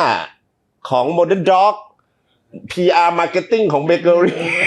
กีตาร์เทคนิคเชียลแล้วมารวมกันแล้วเพื่อดันออกเบื้องหน้าอย่างเงี้ยมันเป็น new model เหมือนกันนะพี่สมเกียรติใช่มันมาพร้อมกับเนี่ยตรงความเป็นเบเกอรี่นี่เลยครับมาพร้อมกันเพราะว่าเราคือคนรักดนตรีและคนที่ทำเปิดมาจากก่อนที่มาจากชุดพี่ที่ว่าพี่ทำซีมิกซ์แล้วซีมิกซ์เนี่ยเป็นชุดที่เป็นไม่ใช่นักร้องไม่ใช่เป็นเจ้าของงานแรกๆพี่เหนื่อยกับพี่ต้องใช้เวลานะในการที่บอกว่าเอาแล้วไม่ได้ร้องแล้วทำอะไรก็ถามพี่ทำอะไรทำเพลงไงก็ทำเพลงไงครับไม่ได้ร้องก็บอกว่านวดเจ้าของเพลงต้องร้องทุกคนอะไรยุคนี้แต่มันค่อยๆพอย้อนกลับไปมันก็ค่อยๆพัฒนาไปเรื่อยๆครับในการสื่อสารฉะนั้นเพลงบ้านเราเนี่ยเราต้องบอกเขาต้องเห็นหน้าเอาไม่เห็นหน้ากับพี่ไม่ต้องการไม่เห็นหน้าก็เป็นมูเบอร์ไปอันเนี้ยแต่คนก็ค่อยเรียนรู้อย่างพี่บอยก็บอกไม่เห็นนะก็เป็นชุดพี่บอยใช่ก็ไม่มีก็เป็นนี่ก็เป็นโกที่เราตั้งใจทำว่าเราเป็นผู้เบื้องหลังเหมือนเป็นโมเดลใหม่ๆที่อยากทำให้มันเกิดแบบนั้น เพราะเอาจริงๆอัลบั้มพี่บอยเป็นอัลบั้มที่ตอนนั้นออกมาก็ แล้วไม่ใช่เสียงพี่บอยด้วยนะ งงนะครับงงกันทั้งประเทศเหมือนกันคืออะไรวะเด็กไอเด็กใครวะคนนี้แล้วเฮ้ยทำไมอัลบั้มนี้มันมีหลายเสียงวะหรือพี่เขาดัดเสียงกันวะอะไรอย่างคือมันมีเพอร์เซพชันแบบนั้นจริงๆว่าศิลปินต้องเป็นผู้ถ่ายทอดผลงานของตัวเองทั้งหมดแต่ Rhythm and Boy คือมีทั้งเสียงพี่ป๊อดเสียงพี่นพเสียงพี่รัตเก้าพี่อะไรเต็มไปหมดเลยอ่ะอันนั้นคือโมเดลของเบเกอรี่ตอนนั้นไม่ได้เป็นมันเป็นยุคแรกๆที่เป็นโปรดิวเซอร์เป็นเจ้าของผลงานเองก็จะมีแค่ไม่กี่คนนะจริงๆก็รับคนได้นะมิสเตอร์ซีครับบอยโกศิยพงศ์มันไม่มีแล้วนะที่ไม่ได้ร้องเองนะก็ไม่เหลือแล้วครับไม่ค่อยมีคือก็หลักๆก็จะเป็นพี่บอยกับพี่สมเกียรติ ใช่แล้วเองเป็นหลักครับก็เลยมั่นใจว่า POP ได้นะเบื้องหลังดันมาก็ได้ POP จริงๆย้อนกลับไปคิดถึงอัลบั้ม POP ชุดแรกเนี่ยมันแปลกมากเพราะว่าดนตรีมันมีความเป็นพ็อปแล้วมีความเป็นร็อกมันมีเสียงกีตาร์ดิสทอร์ชันของพี่โต้งแต่เสียงร้องของพี่นพอ่ะคือธรรมดาถ้าเพลงร็อกเนี่ยมันคงต้องว้าวอย่างเงี้ยแต่นี่แบบร้องแบบนั้นอะหากว่าวันคือมันเป็นคอมบิเนชันที่แปลกมากอะเป็นความขัดแย้งที่ดันเข้ากันเหลือเกินมันเป็นความรู้สึกของเนี่ยเราอยากจะสื่อสารว่าเราก็ลงพูดกับคนฟังจริงๆให้เขารู้สึกได้ว่านี่คือเพลงของคุณเนี่ยไม่ใช่เพลงของเรา POP กำลังบอกว่ายูออกไปฟังแล้วนั่นเป็นเพลงของคุณไปได้เลยแต่พวกเราเป็นแค่คนเล่าเรื่องแต่ผมคิดว่าคือพูดก็พูดเถอะนะคนที่มีน้ำเสียงแบบนพพรชำนิในประเทศไทยมันไม่มีจริงๆคนเดียว ใช่ที่สามารถร้องเพลงแบบนี้ได้ใช่เป็นสิ่งที่สำคัญมากเหมือนกันอันนี้ขออนุญาตนอกเรื่อง POP สักนิดหนึ่งได้ไหมครับผมอยากรู้ส่วนตัวจริงๆเท่าที่เรารู้กันมาในฐานะแฟนเพลงเบเกอรี่เนี่ยเป็นค่ายเพลงที่ผมเชื่อว่าศิลปินแทบจะทุกเบอร์ทุกท่าน success หมดเลยนะพอเรามานับย้อนหลังถึงวันนี้นะหมายถึงตั้งแต่ Modern Dog พี่บอยพี่สมเกียรติโชยบอยพอสได้เส้นความเป็นศิลปินแต่ถ้าพูดถึงเรื่องรวยนี่ไม่นะรายได้นี่ธรรมดามากไม่ผมเลยอยากรู้ว่าในเมื่อค่ายเพลงที่เป็นค่ายนอกกระแสค่ายหนึ่งมีศิลปินที่ประสบความสำเร็จมาเยอะขนาดนี้ตอนนั้นมันเกิด crisis กับ business ได้ยังไงฮะโอ้โหแต่ตอนเรายังเป็นค่ายเล็กอยู่นะครับเราก็ต้องต่อสู้กับค่ายใหญ่ในเงี้ยเพราะเราเป็นอินดี้ในเพชรเป็นจุดที่เริ่มต้นแค่3 ปีเนอะ2 ปีมึง 2-3 ปีที่เริ่มเกิดกราฟกำลังขึ้นอยู่จะไม่มีเศรษฐกิจนี้ขึ้นมาโตอันที่มันไม่ได้คือมันเงินมันไม่ได้จากค่าเทปเขาเก็บเงินจากร้านเทปไม่ได้ศูนย์นี่ศูนย์เงี้ยครับมันเลยไม่รู้เอาใครไม่รู้จะไปรับไม่รู้จะแก้ปัญหาเนี่ยที่ไหนนอกจากเราต้องแต่ว่าในขณะเดียวกันบริษัทมันต้องรันมันต้องใช้ต้องออกรีซอสมากขึ้นเพื่อที่ให้เพื่อเป็นจุดขายใช่ไหมครับนี่แหละครับพอเราทำมาปุ๊บขอให้มันแค่บาลานซ์ก็เลยจุดจ่ายกับเขาเรียกว่ารายรับรายจ่ายให้มันบริษัทมันวิ่งต่อไปได้ POP เนี่ยเป็นโปรเจกต์ที่มาช่วยตรงนี้ให้เบเกอรี่วิ่งต่อไปได้ครับซึ่งเป็นอะไรที่ลำบากมากถ้าไม่ถามว่าเราแก้ปัญหาด้วยทั้งไหนจะคิดงานทั้งอะไรมันแต่ละครั้งต้องช่วยกันคิดด้วยนะน้องๆก็ช่วยกันคิดทุกคนว่าให้มันผ่านไปให้ได้นะครับแต่พูดว่ารายได้จากการทำเพลงนะครับได้มาจากการขายเทปกับซีดีอย่างเดียวเลยเรื่องโชว์เนี่ยแทบจะไม่หักเปอร์เซ็นต์ศิลปินเลยครับศิลปินเนี่ยรับไปหมดโมเดิร์นด็อกเล่นเป็นคือ 10% นึงมั้งเข้าบริษัทน้อยมากซึ่งผมไม่รู้ค่ายใหญ่ทำยังไงนะครับแต่ของเบเกอรี่เนี่ยได้เงินจากแค่คอนเสิร์ตใหญ่ขายเทปขายซีดีแค่นั้นเองแล้วขายโฆษณาอะไรเงี้ยเพราะรายได้มันจะเฉพาะกลุ่มกับการขายเทปอย่างเดียวแต่เมื่อเป็นค่ายใหญ่เนี่ยเวลาศิลปินออกไปทัวร์แบบเป็นร้อยที่เนี่ยผมว่าน่าจะมีรายได้จากสื่อรายได้จากตัวศิลปินจากค่าพรีเซนเตอร์จากอะไรต่างๆเข้ามาด้วยครับแต่ของเราเนี่ยเป็นค่ายเล็กที่ยากมากที่จะบาลานซ์ค่าใช้จ่ายกับค่ากับรายได้ที่เข้ามาแล้วให้มันเป็นบวกมันได้กำไรไม่เยอะมากครับน้อยมากแล้วมันเฉพาะกรุงเทพด้วยครับให้พี่เสิร์ฟแล้วมีเชียงใหม่อะไรอย่างเงี้ยครับถ้าไปต่างจังหวัดอื่นๆเนี้ยจะไม่ได้เพราะเขาไม่ได้มีสื่อเขาไม่เห็นเราเขาไม่เห็นหน้าเราแล้วกันส่งออกเนี่ยเวลาเราจะมาร์เก็ตติ้งเราก็ต้องมาร์เก็ตติ้งเฉพาะจังหวัดที่คนฟังเยอะซึ่งก็เป็นหัวเมืองนะเขาเรียกว่าหัวเมืองใช่ไหมครับ มีนักศึกษาฟังเป็นกลุ่มหลักเลยที่เราฟังที่เราสื่อสารกันด้วย ที่เราไปถึง ที่เราไปถึง กี่อัลบั้มครับในยุคแรกของ P.O.P. Era Period of Party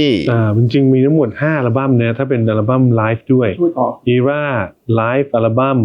แล้วก็มา P.O.P. ชุดเมื่อกี้นะครับ ครับ แล้วก็มา In the Room ครับ ชุด P.O.P. แล้วก็มา P.O.P.S ทั้งหมด5อัลบั้ม 5 อัลบั้มดังตอนที่เป็นยุคแรก3ท่าน ใช่ครับที่ออก3ท่าน ยุคอัลบั้มไหนพีคสุดพี่ถ้าแบบมุมมองของพี่นพกับพี่ก้อยเอง ผม P.O.P.S เนี่ยตอนปี2003ที่มีเพลงที่แห่งนี้เนี่ยครับ คือ น่าเป็นจุดรวมสุด น่า ท้า จะ ย ใช่นะเพราะว่ามันเป็นคือฟังดูเหมือนเราเพลงเราดังนะรักของเธอมีจริงหรือเปล่าแค่ได้พบเธอไม่มีแต่ว่าเราไม่เคยมีเพลงขึ้นอันดับหนึ่งเลยเพลงแรกของ P.O.P ที่ขึ้นอันดับหนึ่งทั่วประเทศคือเพลงที่แห่งนี้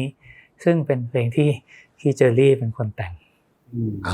ที่เป็นเพลงประกอบหนังป่ะพี่เจอรี่ ใช่ ใช่ป่ะครับ ผม รักแท้คู่แท้ปาฏิหาริย์ ใช่ครับ คู่แท้ปาฏิหาริย์ ปี ที่ 2003 พี่ติ๊กกับพี่จ๋า ใช่ครับ เล่น ปี2003เนี่ยครับมันถึงว่ามันโยงกันยังไง อ่า อ่ะ อ๋อเพลงนี้พี่เจอรี่เป็นคนแต่ง ใช่ แต่งกับพี่บอย แต่งกับพี่บอย พี่บอย มันมายังไงครับพี่เพลงนี้ตอนนั้น โจทย์คือเพลงหนังห พู รื ด อ ความจริงได้ใช่ไหม ได้ ตอนแรกพี่บอยเรียกไปแต่งเพลงประกอบลงหนัง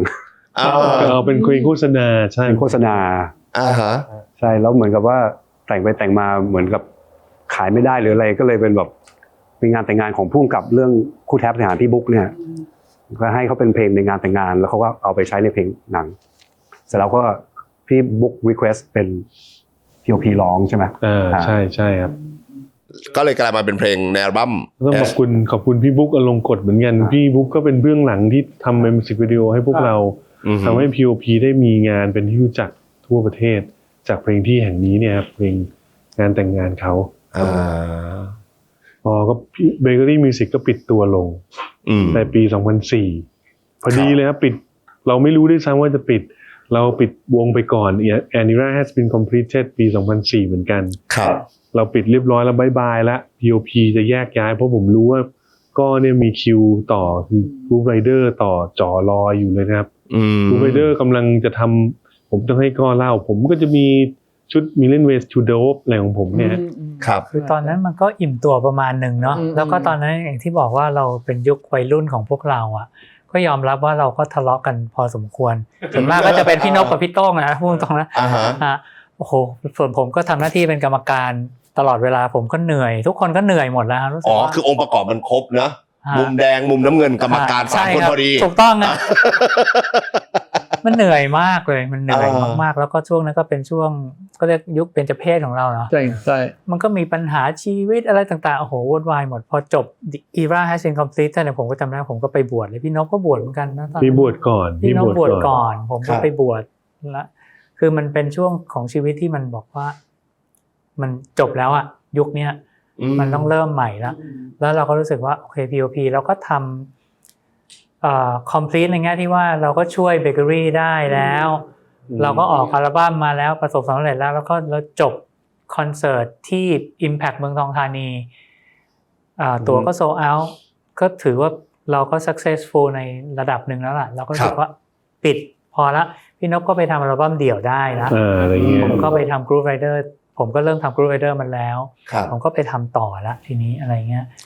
แต่ละอย่างมัน complete แล้วอะไรเงี้ยก็คิดว่าโอเคจบละ P.O.P ไม่ทำละปิดฉากละตอนนั้นผมแทรกนิดนึงได้ไหมพี่ก็ได้เขาทะเลาะกันเรื่องอะไรไม่ได้เป็นเรื่องส่วนไม่ได้เป็นเรื่องส่วนตัวอะไรเลยเรื่องเพลงนี่นะครับต้องคือวัยรุ่นเข้าใจคำว่าวัยรุ่นไหมมีแนวที่อยากทำวัยรุ่นมันก็ต้องถามพี่นพลอยอยู่ใต้แว่นดำคือถ้าพูดผมรู้ว่าก็เขาเข้าข้างไข่ฮะคือโต้งมันเล่นกีตาร์เสียงดังมากผมเนี่ยจะบอกให้ลีนนี่โกรธมากเลยบอกลีนดีเลยที่ว่าผมมาพูดเป็นก้อนมันทนไงมันไม่บอกผมพูดมันก็เลยโกรธผมก็จะเป็นเรื่องอะไรแบบเนี้ยอะไรแบบเนี้ยผมก็จะต้องเอาน้ำเย็นไปลูบพี่โต้งมันดังจริงๆลีนนิดนึงก็แล้วกันอะไรอย่างเงี้ยสงสารน้องที่เขาเล่นคีย์บอร์ดสมิธเขาปวดหูอยู่เห็นไหมมันก็ยอมนะแต่ถ้าพี่นพเป็นคนพูดนี่มันโมโหนะโอ้โหเลือดขึ้นหน้าเลย ทะเลาะกันเลย อะไรวะอะไรเงี้ยแบบอี คือ โก้ เสียงกุ๊กกิ๊กกุ๊กกิ๊กอะไรกันแบบเนี้ย ไร้สาระบางทีมันก็เป็นอย่างเงี้ยวัยรุ่นนะอ่ะ แต่ก็ถือเป็นการปิดฉากยุคแรกที่สวยงามแล้วจริง ๆ เหมือนน่าจะ complete แล้วสำหรับ POP คอมพลีทแล้วครับ อ่า คอมพลีทไปเรียบร้อยแล้ว แล้วผมถามอีกนิดนึงได้ไหมครับว่า ยุค2การกลับมา มันถูกพูดคุยอะไรกันแล้ว โอเค กลายเป็นพ่อมดอย่างพี่สมเกียรติมาพี่เจอรี่มาอยู่เบื้องหน้าด้วยกันแล้วอะครับทำไมมันกลายมาเป็นโมเดลนี้ เท่าที่จำความได้นะคือตอนนั้นเนี่ยโต้งกำลังจะมีลูกสาวบอกแล้วว่าเกียรติปาร์ตี้เนี่ยมันเกิดขึ้นจากโต้งเสม ครั อบ แล้วพินกำลังจะออกมานะพวกผมก็แบบคุยกันแล้วเอ้ยนั่นเราน่าจะต้องกลับมาทำงานกลุ่มด้วยกันแล้วล่ะ ครับ เราจะได้มีอะไรบางอย่างเนี่ยให้โต้งด้วยนะครับ ตอนนั้นโต้งก็ยังไม่ได้มีโปรเจกต์อะไร ครับ ผมก็คุยกันกับโต้งกับก้อเนี่ยแหละว่าเฮ้ยน่าทำ POP ไหมช่วงนี้ แต่ผมย้ายไปอยู่อเมริกาแล้วนะครับตอนนั้น จำได้เปล่าว่าชวนยังไง ตามเทียบเชิญมา แต่ก่อนเขาเล่น Twitter บ้า Twitter มาก ครับ เขาชวนผ่าน Twitter หมายถึง จำไม่ได้เลย หมายถึงชวนพี่เจอรี่ผ่าน Public สามรับเล็ก ใน Twitter จำไม่ได้เลย ประโยคนั้นคือ 2010อะ ประโยคนั้นประมาณว่ายังไงพี่เจอรี่ประมาณว่า ประมาณว่าอ้าวแล้วเดี๋ยวเรานัดกันเจอตรงนั้นเลยนะที่เรายี้แล้วก็ไลน์อะไรเงี้ย คือมันจะมีอย่างงี้มันจะมีคอนเสิร์ตอันหนึ่งเฟสติวัลอันหนึ่งอ่ะที่แบบว่าเป็น POP ไปเล่นแล้ว POP ไม่ได้รับงานมานานมากอ่ะช่วงที่นับพินจะเกิดนี่แหละแล้วจำได้ว่าโต้มันเครียดเรื่องกีตาร์อะไรกีตาร์มากแล้วให้ผมไปช่วยตอนนั้น ของพี่บอยใช่ไหมที่เล่นกับพี่ดี้ใช่ไหม ใช่เป็นงานพี่ อัน ดี้ นั้นเป็นงานครั้งแรกที่ บอยดี้ที่ POP กลับมาเล่น โอเค ใช่ครับใช่ อ่าฮะ แล้วมันประมาณนั้นอ่ะแล้วต่อจากตรงนั้น 15 ปีแล้วครับ16 ปีแล้วปี 2010 อ่า แล้วจริงๆก่อนที่จะทำอัลบั้มร็อกเนี่ยเราได้ลองเชิงโดยการทำซิงเกิลเพลงลมหายใจ ใช่ แล้วเอาเพลงลมหายใจ เป็นเวอร์ชั่นใหม่ เวอร์ชันร็อกเวอร์ชัน POP เรา ครับ นัดซ้อมมันก่อนใช่ป่ะ ใช่ ใช่ อ่าแล้วพี่สมเกียรติล่ะครับ ตอนนั้น ใช่ ตอนนั้นเป็นพี่นพพี่ก้อนหรือพี่โต้งเป็นคนชวนฮะ นบเลยครับ ใช่ มาชวนว่ายังไงครับตอนนั้น ก็พี่มาทำโปรเจกต์ด้วยมาเลยอ๋อแล้วตอนก็มาเจอนัดกินข้าวกัน แล้วเจอพร้อมกัน3 คน ครับ แต่พี่ก็มีคุยกันเพราะตอนนี้พี่ทำเจอรี่บลูเบอรี่ อ๋อ ด้วย ใช่ อยู่ใกล้ๆกันใช่ไหม ใช่ แล้วพี่อยู่กับเจอรี่อยู่แล้วเลยจะถามเลยมาปรึกษาด้วยยังไงดีต่อไป เพราะว่ามันเป็นการฟอนต์แมนการเป็นวงเนี่ยสำหรับพี่แล้วพี่คิดว่าตัวพี่ออกข้างนอกเนี่ยมันก็เป็นเรื่องที่มันไม่เคยทำอ่ะไม่ใช่ ครับ แล้วไม่ใช่ตัวเรา เกียรติชอบหลบอยู่ในวง แต่ว่าทุกคนก็ encourage ทั้งโต้งด้วยทั้งลบเจอรี่ทุกคนเลยอะบอกว่าพี่ออกมาเล่นเลยอะไรเงี้ยทำในสิ่งที่เราได้เคยทำข้างหลังเบื้องหลัง ครับ แต่ว่าในใจถามว่าอะไรก็เชลเลนแต่ว่าอยากอยู่กับเพื่อนอะอยากอยู่ด้วยกัน อยากทำงานด้วยกัน อยากอยู่ด้วยกัน อันนั้นคือเหตุผลใหญ่ เหตุผลใหญ่เลยเป็นตัวหลักเลยที่ว่าทำอะไรเงี้ยครับเลยมาเป็น POP ขึ้นมา ครับ ถ้าไม่อย่างนั้นก็คือเราก็จะไม่งั้นมันถ้าเกิดสมมติว่าพี่ไม่ได้เข้าไปเนี่ยพี่ก็จะอยู่ข้างหลังพี่ก็จะอยู่ข้างหลังอยู่แล้ว แต่ว่าสิ่งหนึ่งที่นพมาพูดบอกก็คือบอกว่าอ๋อเหอะพี่มันเป็นช่วงเวลาที่แบบว่านั่นเรามานั่งนึกดูแล้วก็รักดนตรีแล้วก็รักพวกเราก็อยู่ด้วยกันอยู่แล้วอะไรอย่างเงี้ยครับแล้วก็เหมือนกับว่าก็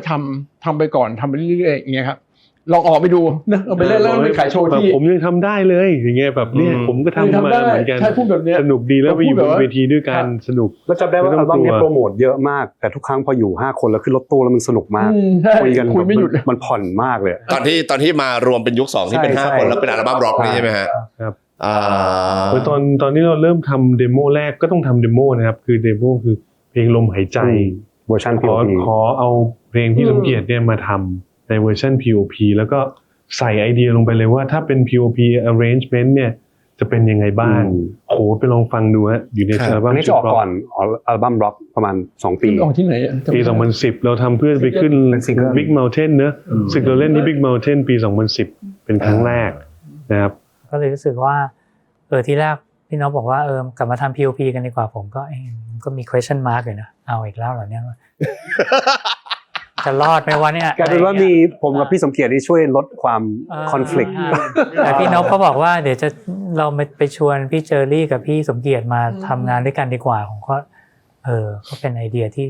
ดีเหมือนกันนะเราก็ไม่รู้ว่ามันจะเวิร์กหรือเปล่านะแต่รู้สึกว่านี่คือเพื่อนพี่น้องที่เราทำงานด้วยกันแล้วมันสนุกมันมีความสุขอะไรอย่างเงี้ยครับ ดีเหมือนกันพอมาทำจริงๆแล้วก็อย่างที่ทุกคนว่าคือมันมีความสุขอ่ะมันมีความสุขที่ได้อยู่ด้วยกันมีความสุขที่ได้ทำเพลงด้วยกันอะไรแบบเนี้ยมันก็ทำให้ชีวิตเรามีความหมายด้วยมันได้เราได้ทำอัลบั้มใหม่ด้วยกันอะไรเงี้ยแล้วยังมีการต้องลดเสียงกีตาร์มีอะไร ไม่มีแล้ว ไม่มี แล้วครับ ยุคหลังนี่โต้งเปิดเบาไปบอกให้ดังขึ้นหน่อยจริงๆเฮ้ยเบาไปไม่ได้ยิน มันเริ่มรู้ตัวแล้วครับ มันเหมือนพอมันผ่านช่วงเวลานั้นมันก็ไม่ได้ทะเลาะกันแล้ว เฮ้ยเบาจังเลย คือในความเป็นจริงนะอย่าง POP ในยุคที่เป็น5คนเนี่ยผมว่าตรงนั้นเนี่ยเป็นห้องทดลองที่ดีมากๆเลยว่าโปรดิวเซอร์5คนนะทุกคนเป็นโปรดิวเซอร์กันหมดจะมารวมกันทำอัลบั้มเดียวได้ยังไงวะมันต้องทะเลาะกันแน่นอนมันต้องเห็นไม่เหมือนกันแน่ๆเพราะว่าทุกคนเก่งหมดนี่เก่งนี่เก่งนี่เก่งไอ้โต้งเก่งแต่ปรากฏไม่เคยทะเลาะกันเลยแม้แต่ครั้งเดียวนะตอนที่มันรวมเป็น5คนเนี่ย ครับ ผมว่านั่นแหละเป็นห้องทดลองที่ผมเห็นกับตาผมเองเลยว่าเนี่ยคือบทบาทที่แท้จริงของ professional ก็คือการใส่ที่ตัวเองเก่งที่สุดลงไปถ้าเรื่องนี้เราเก่งสู้คนแล้วให้คนหนึ่งนำเราต้องลดตัวเราลง ครับ แล้วมันจะไปฟังอัลบั้มร็อกเลยนะครับว่ามันโอ้โหทุกวันนี้ฟังแล้วยังขนลุกอยู่เลยว่าคิดลายนี้ได้ยังไงแบบมันเป็นการทำงานที่เร็วมากอ่ะทั้งอัลบั้มนั้นนะ8เพลงนั้นนะโอ้โหฟังในเพลงแรกจนถึงเพลงสุดท้ายนะผมเชื่อมั่นเลยว่าเดี๋ยวนี้ก็ยังไม่มีอัลบั้มแบบนี้ให้ฟังกันมันยังเจ๋งอยู่เลยฮะ มันคือเราทุกคนก็ เจ๋งมาก รู้ว่ามันคืองานกลุ่ม มันคืองาน น กลุ่มมันไม่ใช่งานเดี่ยวมันไม่ใช่งานของนตพลศรีจอมขวัญหรือไม่ใช่งานมิสเตอร์ซีมันคืองานกลุ่มเรียกว่า POP ครับ ทุกคนก็พร้อมที่จะคืออยากทำใช้คำนี้ก็ได้ เหมือนที่พี่สมเกียรติบอกมันสนุกได้ทำงานกับเพื่อน ใช่อารมณ์เป็นอย่างนี้เลยครับใช่ มันมีเวลาไหนครับพี่เจอรี่ที่เราจะรู้ว่าอันนี้เราต้องลีดอันนี้เราต้องหลบพอมันเป็นโปรดิวเซอร์5คนมารวมกันเนี่ย คือจริงๆอายุก็มีส่วนนะการที่โต้งมีลูกเลยแล้วช่วงนั้นก็ท้องคนแรกแอล ครับ มันวุฒิภาวะแล้วที่ผ่านมามันเหมือนคิดได้อะไรเงี้ยแล้วมันเหมือนกับมันอิ่มตัวประสบการณ์และเทสจริงๆเทสมันมีความตรงกันอยู่เพราะฉะนั้นถามแล้วมันก็เหมือนกับมันรู้เองอะมันแล้วอีกอย่างที่มันมีเป็นเหมือนกาวนะฮะที่มันรวมกันเวลาผม represent POP อ่ะผมมันมีทุกคนอยู่ในตัวผมเองด้วยผมก็จะร้องแค่นี้ผมจะไม่เว้นเว้อผมจะไม่ออกไปไหนก็ไม่รู้มันมีความเป็นกรอบเชิงความคิดของความเป็นงานกลุ่มอยู่ด้วยกันว่าซึ่งพวกเราเข้าใจกันเองว่า POP เป็นแบบเนี้ย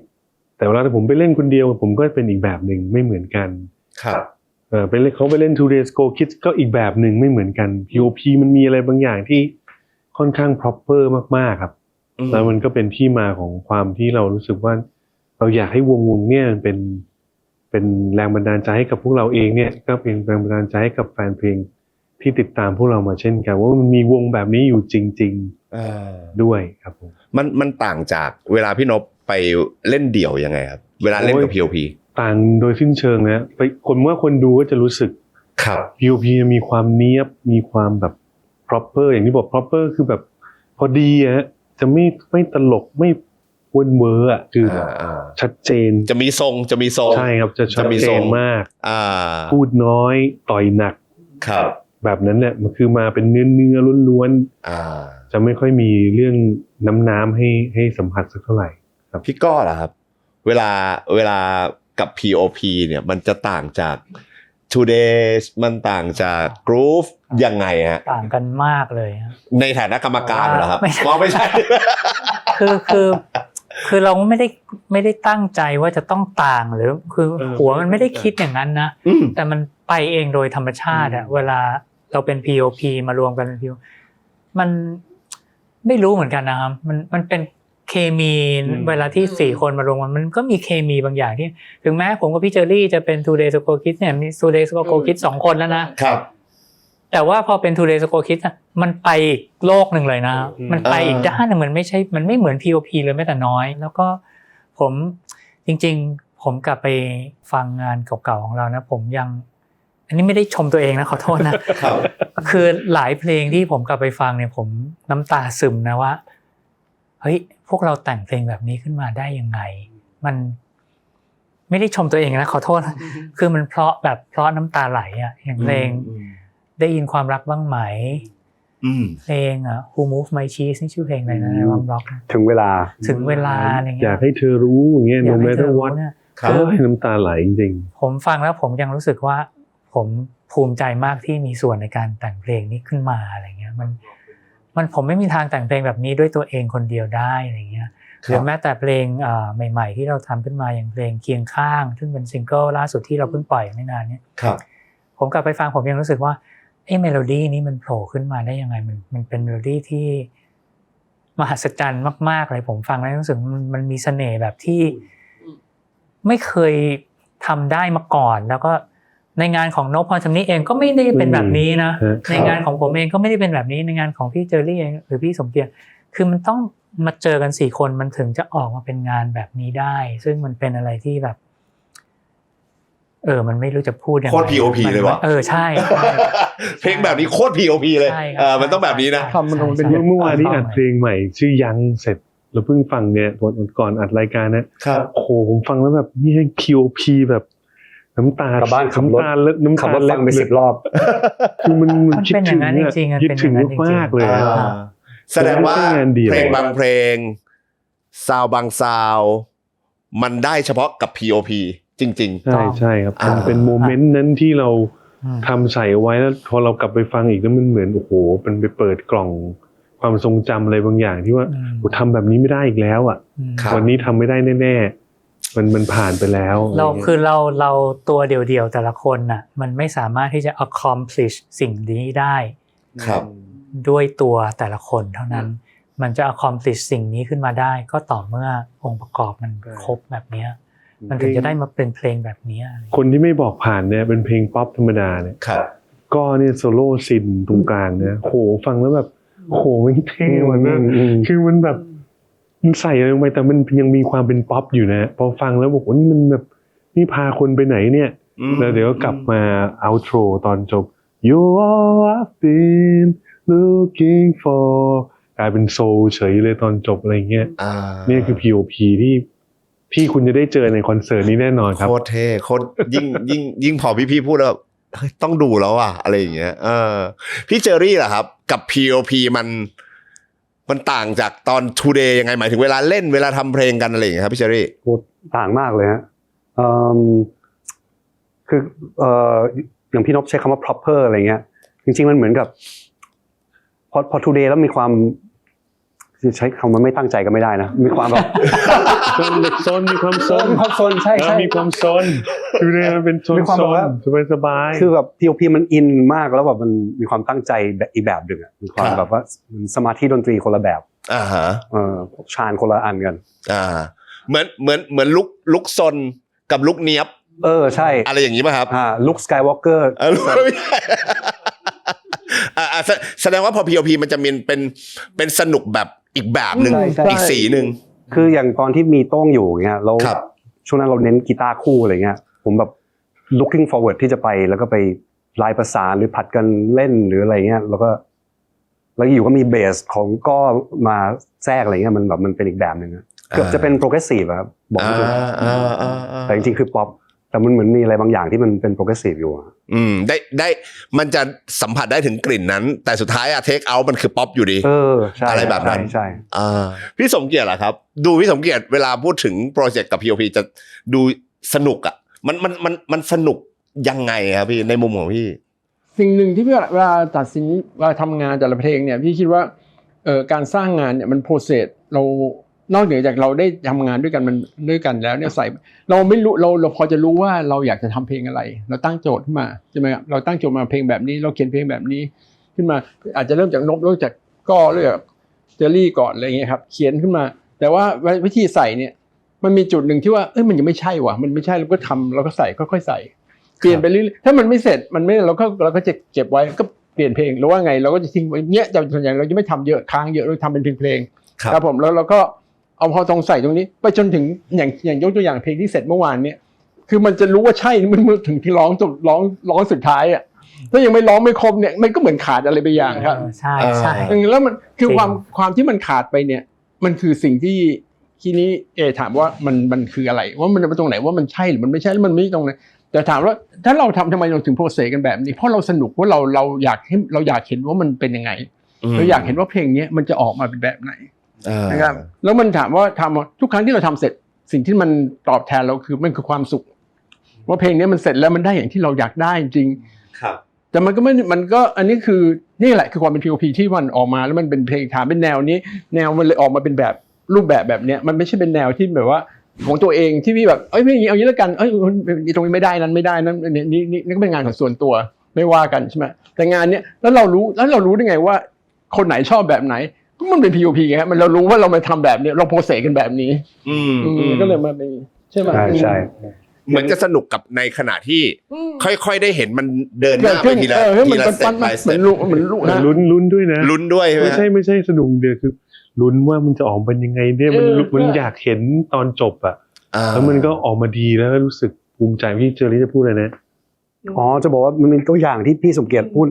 ถึงเพลงอย่างเงี้ยเหตุการณ์แบบเนี้ยมันจะมีเพลงหนึ่งที่เป็นเพลงที่ร็อกที่สุดในชีวิตที่ผมเคยทำแล้วร็อกที่สุดในชีวิตทุกคนเคยทำชื่อเพลงชอบอ่ะตอนแรกเดโมมามันจะเป็นแบบไม่ร็อกมากเป็นแบบพ็อปร็อกธรรมดาแต่พี่สมเกียรติเป็นคนบอกเฮ้ยมีนี้แล้วลองทำให้มันสุดไปเลยเป็นฮาร์ดร็อกไปเลยคุยกันเป็นเฮฟวี่เลยเป็นเฮฟวี่เมทัลเลยเนี่ยเขาเนี่ยใช้เทสนำใช่มันจะเป็นอย่างเงี้ยผมขออนุญาตถามเพิ่มเติมเลยได้ไหมครับในขณะที่เรากำลังพูดถึงพี่โต้งด้วยเหมือนกันอะไรอย่างเงี้ยคือถ้าเมื่อกี้ที่พี่ก้อบอกว่าใน P.O.P เนี่ยพี่โต้งเนี่ยถือว่าเป็นซาวด์สำคัญซาวด์เอกลักษณ์เหมือนกันอะไรอย่างเงี้ยครับคือในมุมที่อยากถามคือตอนที่พี่โต้งไม่อยู่แล้วเนี่ยตอนนั้นเนี่ยมันต้องคิดดีไซน์ใหม่ยังไงอะครับในกรณีของที่มันยังคงเป็นความเป็น P.O.P แต่ไม่มีพี่โต้งอะไรอย่างเงี้ยมันต้องคิดยังไงอะพี่ก็ความคำถามก็เป็นผมน่าจะเป็นคล้ายๆกับทุกๆวงนะครับทุกๆวงไม่ว่าจะมีเป็นวงไหนก็ตามจะต้องหาตัวเองให้เจอผ่านการจากสมาชิกตัวเองนะครับถามมาก็ดีเลยว่าตอนที่โต้งจากไปเนี่ยทุกๆครั้งที่ P.O.P มารวมตัวกันเนี่ยปกติจะรวมตัวกันเพราะโต้งเป็นหลักนะก็ทำ School Rider พี่สมเกียรติก็มี Mr. C เจอรี่ก็ทำ Two Days Ago Kid ผมก็ทำนกพรชมนี่ทำของพี่บอยบ้างเวลามารวมเป็น P.O.P เนี่ยโต้งกันแหละต้องมีเรื่องอะไรสักอย่าง P.O.P ถึงมารวมตัวกันนะครับแต่ตอนนี้พอไม่มีโต้งแล้วเนี่ยมันกันกลับตรงกันข้ามพวกเรากลับมาคุยกันต่อว่าถึงไม่มีโต้งเราก็ยังอยากทำ P.O.P เพราะว่ามันคือการกลับมาทำงานกลุ่มด้วยกันครับการทำงานกลุ่ม P.O.P เนี่ยมันทรงพลังมากๆเพราะมันคือการเติมเชื้อไฟให้กับกันและกันผมเนี่ยมั่นใจเลยว่าพอทำ P.O.P สำเร็จเนี่ยขอให้ได้มาเจอเนี่ย4 คนเนี่ยเดี๋ยวได้ไปทำงานเดี่ยวตัวเองที่มันพัฒนาขึ้นอีกแน่นอนเดี๋ยวนบก็จะไปทำของนบต่อเดี๋ยวมิสเตอร์ซีก็กลับไปทำต่อเดี๋ยวก็กลับไปทำต่อเดี๋ยวเจอรี่ก็ทำต่อแต่ก่อนอื่นต้องมาทำ P.O.P ก่อน P.O.P มันเป็นขุมทรัพย์พลังงานอันใหม่ที่เราจะได้มาเติมเชื้อไฟให้เราเพราะว่า P.O.P นะครับสมมติว่าเราเล่นเกมอยู่เนี่ยสมมติเราลงชิปอะไรลงไปเนี่ยมันต่อได้หมดเลยแต่ถ้าทำคนเดียวเนี่ยมันไม่ง่ายแบบนั้นนะพี่นะเวลาทำโปรเจกต์เดี่ยวมันยากมากแต่ถ้าทำโปรเจกต์กลุ่มเนี่ยมันเหมือนสอดประสานกันปุ๊บเสร็จออกมาเป็นเพลงที่แบบสตรองมากๆที่มันเป็นความเป็น P.O.P อยู่ซึ่งคนทั้งบ้านอาจจะไม่เข้าใจว่าเฮ้ยมันจะยากอะไรยากจริงครับเวลาจะผลิตอะไรขึ้นมาอย่างนึงแล้วให้มันได้กลมกล่อมความเป็นแบรนด์เนี่ยนั่นแหละคือสิ่งที่ผมเชื่อว่าถึงไม่มีโต้งเนี่ยมันก็ยังเป็นสิ่งที่พวกเราอยากใส่ลงไปในความเป็น P.O.P แต่เราจะไม่หาสมาชิกเพิ่มที่มาแทนโต้งเพราะว่าผมเชื่อว่า4 คนเนี่ย represent โต้งได้สบายมันต้องเท่านี้จริงๆใช่แต่โต้งมันอยู่ในพวกเราแล้วไงมันโต้งเนี่ยมันอยู่ในเจอรี่โต้งมันอยู่ในผมโต้งอยู่ในพี่สมเกียรติโต้งอยู่ในก้อละเราก็จะผลิตงานที่เชื่อได้เลยว่าโต้งต้องชอบเหมือนกันยกตัวอย่างเลยอย่างเพลงเคียงข้างครับเพลงเคียงข้างเนี่ยเป็นเพลงที่เราจริงๆแต่งไว้จะใส่ตั้งแต่ชุดร็อกชุดที่แล้วแหละแต่งมา10 ปีแล้วก็มีโต้งแต่งด้วยอะไรเงี้ยแต่โต้งเขาก็จากไปก่อนที่เราจะทำเสร็จอะไรเงี้ยวันที่ต้องอัดกีตาร์ผมก็นึกถึงว่าพอถึงตรงเนี้ยบาร์เนี้ยโต้งจะเล่นอะไรเงี้ย ผมก็เอารูปของโต้งมาใส่อะไรเงี้ยประมาณนี้มันจะมีอย่างนี้เล็กๆน้อยๆเงี้ยเต็มไปหมดเลยถ้าเป็นพี่โต้งจะทำยังไงกับตรงนี้ใช่จะพูดอะไรจะเล่นอะไรจะดีไซน์อะไรหรือบางทีมองโน้ตเข้ามาเลยอะไรเงี้ยมาวางไว้อะไรเงี้ยใช่แสดงว่าจริงๆแล้ววันที่4 กรกฎาคมเนี่ยเราก็เอาจริงๆโอเคบนเวทีเราอาจจะเห็นหลักๆ POV คือ4แต่จริงๆคือ5ใช่ผมใช้คำนี้ก็คือยังเป็น full POP ไม่ได้มีใครขาดหายไปอยู่กับเราเสมอครับ In the name of ในใจในการทำงานเป็นเพื่อเขาเลยแต่ตอนเนี้ยที่กำลังจะมีคอนเสิร์ตเนี่ยอันนี้คือเราเรียกว่ากำลังจะเดินสู่ POP ยุค3ใช่สามารถพูดได้ใช่วันที่เท่าไหร่ครับคอนเสิร์ตวันที่4 กรกฎาคมนี้4 กรกฎาคมชื่อว่า POP Go นะครับแท็กไลน์คือ A new era has begun ซึ่งทั้งหมดทั้งมวลเนี่ยเดี๋ยวเราจะได้ไปผมใช้คำว่าไปร่วมกันในคอนเสิร์ตใช่ใช่อันนี้จะเห็นทั้งภาพจะรู้สึกแล้วจะได้รับทุกบรรยากาศร่วมไปกับพวกเราที่คอนเสิร์ตเพราะว่าเนี่ยมันจะมีการสื่อผสมหลายๆอย่างนอกจากแค่เสียงดนตรีอย่างเดียวที่คุณนั่งฟังอยู่ทั้งหูฟังที่บ้านหรืออะไรเงี้ยนี้เรามารวมตัวกันที่One Bangkok Forum ครับซึ่งมันเป็นสถานที่ที่รับรองว่าการแสดงครั้งนี้เหมาะมากครับเหมาะที่จะเพลงฮิตได้ฟังโอ้โหหมดทุกเพลงเพลงใหม่ก็จะได้ฟังใช่ครับเพลงที่ไม่ฮิตก็ได้ฟังเพลงน้าบีใช่ครับได้ฟังหมดผมโคตรแก่เลยว่ะเพลงน้าบีขอโทษจริงๆได้ฟังหมดแต่แก่ไปแล้วช่างมันเถอะเพลงไม่ฮิตแต่ดีจะไม่ได้เป็นที่รู้จักมากแต่มีความหมายดีๆเอามาเล่นหมดก็จะได้ฟังใช่ครับเพลงเดี่ยวของพี่ๆในโปรเจกต์เดี่ยวของพี่จะได้ฟังบ้างไหมฮะของพี่ก้อได้ฟังไหมฮะได้ฟังครับของพี่สมเกียรติได้ฟังไหมฮะก็ลองมาดูว่าจะมีของพี่โน้ตมีของพี่เจอรี่มีดูว่าเราจะเลือกเพลงไหนมาให้เล่นนั่นคือเพลงแบบโบแดงของพวกเราที่แบบอยากให้คนได้กลับไปฟังต่อที่บ้านด้วยว่าทำไมเราถึงเลือกเพลงเหล่านี้มาเล่นมันเป็นเหมือนกับเลือดเนื้อของพวกเราครับทั้ง4คนรวมทั้งโต้งด้วยนะครับว่าเนี่ยคือผลงานที่เราจะมาแปลให้คนเห็นว่านี่คือมาสเตอร์พีซของงานเราของ POP ในปีนี้ที่เราทำด้วยกันครับผมพอมาถึงวันเนี้ย A new era has begun ก็คือว่าคุณโต้งจากพวกเราไปอยู่บนสวรรค์แล้วผมก็อยากให้โต้งเนี่ยได้เห็นว่า POP เนี่ยยังไปต่อแฟนเพลงจะได้รู้สึกว่าเขาไม่ได้หยุดถึงแม้พี่โต้งจะไม่อยู่ก็ตามเรายังเดินทางในนาม POP 4 คนแต่มันจะเป็นซาวด์ใหม่ที่ไม่มีเสียงโต้งมารอดูกันว่ามันจะเป็นแบบไหนครับผมถามเลยได้ไหมว่าคอนเสิร์ตครั้งเนี้ยที่เรากำลังจะเจอเดือนกรกฎาคมเนี่ยครับสมมุติถ้าเป็นแฟนเพลงคนหนึ่งของ POP อะครับเรากำลังจะได้ประสบการณ์แบบไหนในคอนเสิร์ตครั้งนี้ครับหรือเรากำลังจะได้ความสนุกแบบไหนครับเราเป็น4 คนตอบทีละคนดีไหมได้เอาพี่เจอรี่ก่อนพี่เจอรี่นิ่งสุดเลยตอนนี้พี่เจอรี่บอกเดี๋ยวรอตื่นแป๊บนึงจริงๆตอบแทนไม่ได้ว่าคุณรู้สึกไงใช่ไหมแบบคนนึงรู้สึกเพราะว่าถ้าเป็นผมเนี่ยผมก็รู้สึกว่าเป็นครั้งแรกที่ไม่มีโต้งที่เป็นคอนเสิร์ตใหญ่อะไรเงี้ยมันก็แบบมี challenging อะไรบางอย่างที่เราต้องหาทางเขาเรียกอะไรไม่อยากจะใช้คำว่าแก้ปัญหาแต่มันเป็น direction หนึ่งที่เราทำมาแล้วผมรู้สึกว่าเราก็แก้ปัญหาได้ดีอะไรเงี้ยครับครับแต่ผมนี่คือความท้าทายที่อยากจะ accomplish ตรงนี้ครับเป็นความท้าทายที่เมื่อขาดพี่โต้งไปคือคนสำคัญเลยใช่ไหมฮะก็เลยมันจะเป็นแบบไหนอันนี้คืออยากชวนทุกคนไปสัมผัสกันใช่ครับพี่นพล่ะครับเราจะได้เจออะไรครับกับผมก็เป็นแฟนเพลง POP นะครับรวมทั้งแบบสมาชิกครอบครัวผมทุกคนเนี่ยคุณพ่อคุณแม่พี่น้องทุกคนก็เป็นแฟนเพลง POP ผมรู้เลยว่าทุกท่านเนี่ยเคยชม POP มาทุกรูปแบบแล้วกับออร์เคสตรากับขึ้นคอนเสิร์ตใหญ่ Impact ไปนู่นไปนี่แต่ครั้งนี้จะไม่เหมือนทุกครั้งเพราะว่าพวกเราเนี่ย50กันหมดแล้วนะอายุ50ขึ้นไปหมดแล้วผมคิดว่ามันคือบทสรุปของความพอดีที่ POP จะนำเสนอให้ทุกคนได้ฟังว่าคุณมาฟังครั้งนี้คุณเต็มอิ่มแน่นอนเพลงทุกเพลงคุณร้องตามได้หมด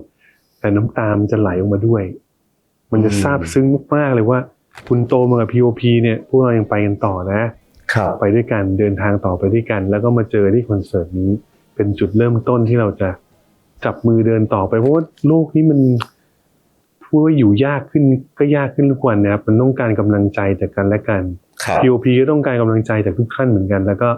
ผมมั่นใจเลยว่าเพลงของ POP ในคอนเสิร์ต POP Go เนี่ย จะเติมเต็มกำลังใจทุกคนเช่นกัน อืม อันนี้คือสิ่งที่ผมเตรียมของผมไว้ ครับ พี่สมเกียรติล่ะครับ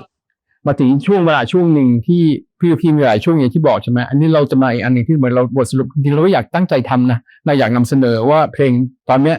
วัยเนี้ยเราเก็บข้อมูลเราใช้ชีวิตเนี่ยเรามีเรื่องอะไรที่จะมาเล่าบ้าง วิธีการเล่าตามยุคสมัยนี้ การเป็นอยู่สมัยนี้เราจะพูดจาอะไรบ้าง เรื่องอะไรบ้างที่เราอยากจะบอกอัปเดต แน่นอนเราได้สื่อสารกับผู้ฟังซึ่งเป็นความสุขที่สุดในพวกเราเวลาเล่นดนตรีเวลาได้สื่อสารกับผู้ฟังนะครับผู้ชมเนี่ยจะเป็นส่วนสำคัญที่สุดเลยแต่เที่ยวนี้เนี่ยผมเชื่อว่าคนฟังเนี่ยเขาอยากรู้ว่าเราเป็นไงแล้วเราก็พร้อมที่จะบอกว่าเรามีอะไรบ้างที่จะบอกผ่านงานการนำเสนอแล้วก็ไม่ก็ดนตรีบางชุดใหม่ที่เราพร้อมจะนำเสนอทุกๆคนนะครับเรื่องอีกอย่างเราก็จะมีอะไรที่เหมือนจะมาถามจะอะไรมาแลกเปลี่ยนกับผู้ชมบนในวันนั้นด้วยก็จะมีก็การนำเสนอก็มีการเล่าเรื่องอาจจะแบบว่ามีการย้อนเวลาให้เรารู้ว่าเราวันไหนมาบ้างเราจะพาเราไปไหนกันต่ออันนี้ก็เป็นโกหนึ่งที่อยากจะบอกครับผมเราไปไหนมาบ้างและเรากำลังจะไปไหนต่อมันจะเกิดขึ้นในคอนเสิร์ตครั้งนี้ดีจังพี่ก้อล่ะครับคอนเสิร์ตครั้งนี้ผมคล้ายๆกับพี่เจอรี่คือตอนที่เราเสียพี่โต้งไปเมื่อ2 ปีที่แล้วเนี่ยมันก็เป็นอะไรที่ยากสำหรับพวกเราทั้ง4คนเหมือนกันเพราะว่าพี่โต้งเนี่ยเป็นคนที่สนิทกับพวกเราแล้วก็ถ้าพูดถึงในแง่ของการทำงานวงเนี่ยพี่โต้งเป็นส่วนที่สำคัญมากของ POP เป็นซาวด์ของ POP เลยก็ว่าได้เพราะว่าเพลงหลายๆเพลงของ POP พี่โต้งก็เป็นคนแต่งคอร์ดซาวด์ต่างๆคอร์ดต่างๆของวง POP เนี่ยที่มันเป็นเพลงพ็อปที่มีคาแรคเตอร์แบบนี้มันเป็นเพราะพี่โต้งนะครับแล้วพอไม่มีพี่โต้งอยู่แล้วเนี่ยเราก็ใช้เวลาพอสมควรเนาะ2 ปีที่ผ่านมาเนี่ยเราก็ยอมรับว่าหลายๆครั้งเราก็มานั่ง question เหมือนกันว่าเราจะไปต่อยังไงเราจะทำเพลงต่อยังไงเราจะแต่งเพลงต่อยังไงในเมื่อเราเหลือกันแค่4 คนกว่าที่จะมาถึงวันนี้ได้กว่าเราที่จะเดินมาถึงวันนี้มันก็ใช้เวลาเหมือนกันแต่วันนี้ผมคิดว่าเราค่อนข้างมั่นใจว่าเราไปต่อได้แล้วเราก็เจอสิ่งที่ POP สามารถที่จะเป็น New Era ได้แล้วอย่างที่คอนเสิร์ตชื่อเนี่ยนะครับว่า The New Era has begun เนี่ยว่าเราพร้อมที่จะเล่นคอนเสิร์ตครั้งแรกโดยที่ไม่มีพี่โต้งแล้วก็เราพร้อมที่จะผลิตผลงานใหม่ในนาม POP โดยที่เหลือพวกเราแค่4 คนแล้วนะครับก็เป็นอีกสิ่งหนึ่งที่เราอยากจะบอกทุกคนว่าเราไปต่อนะโดยที่พวกเราจะเก็บพี่โต้งไว้ในใจเรานี่แหละแต่ว่าเราจะทำผลงานให้ดีที่สุดเท่าที่พวกเราจะสามารถทำได้และมีความสามารถทำได้เพื่อแฟนเพลงของ POP ทุก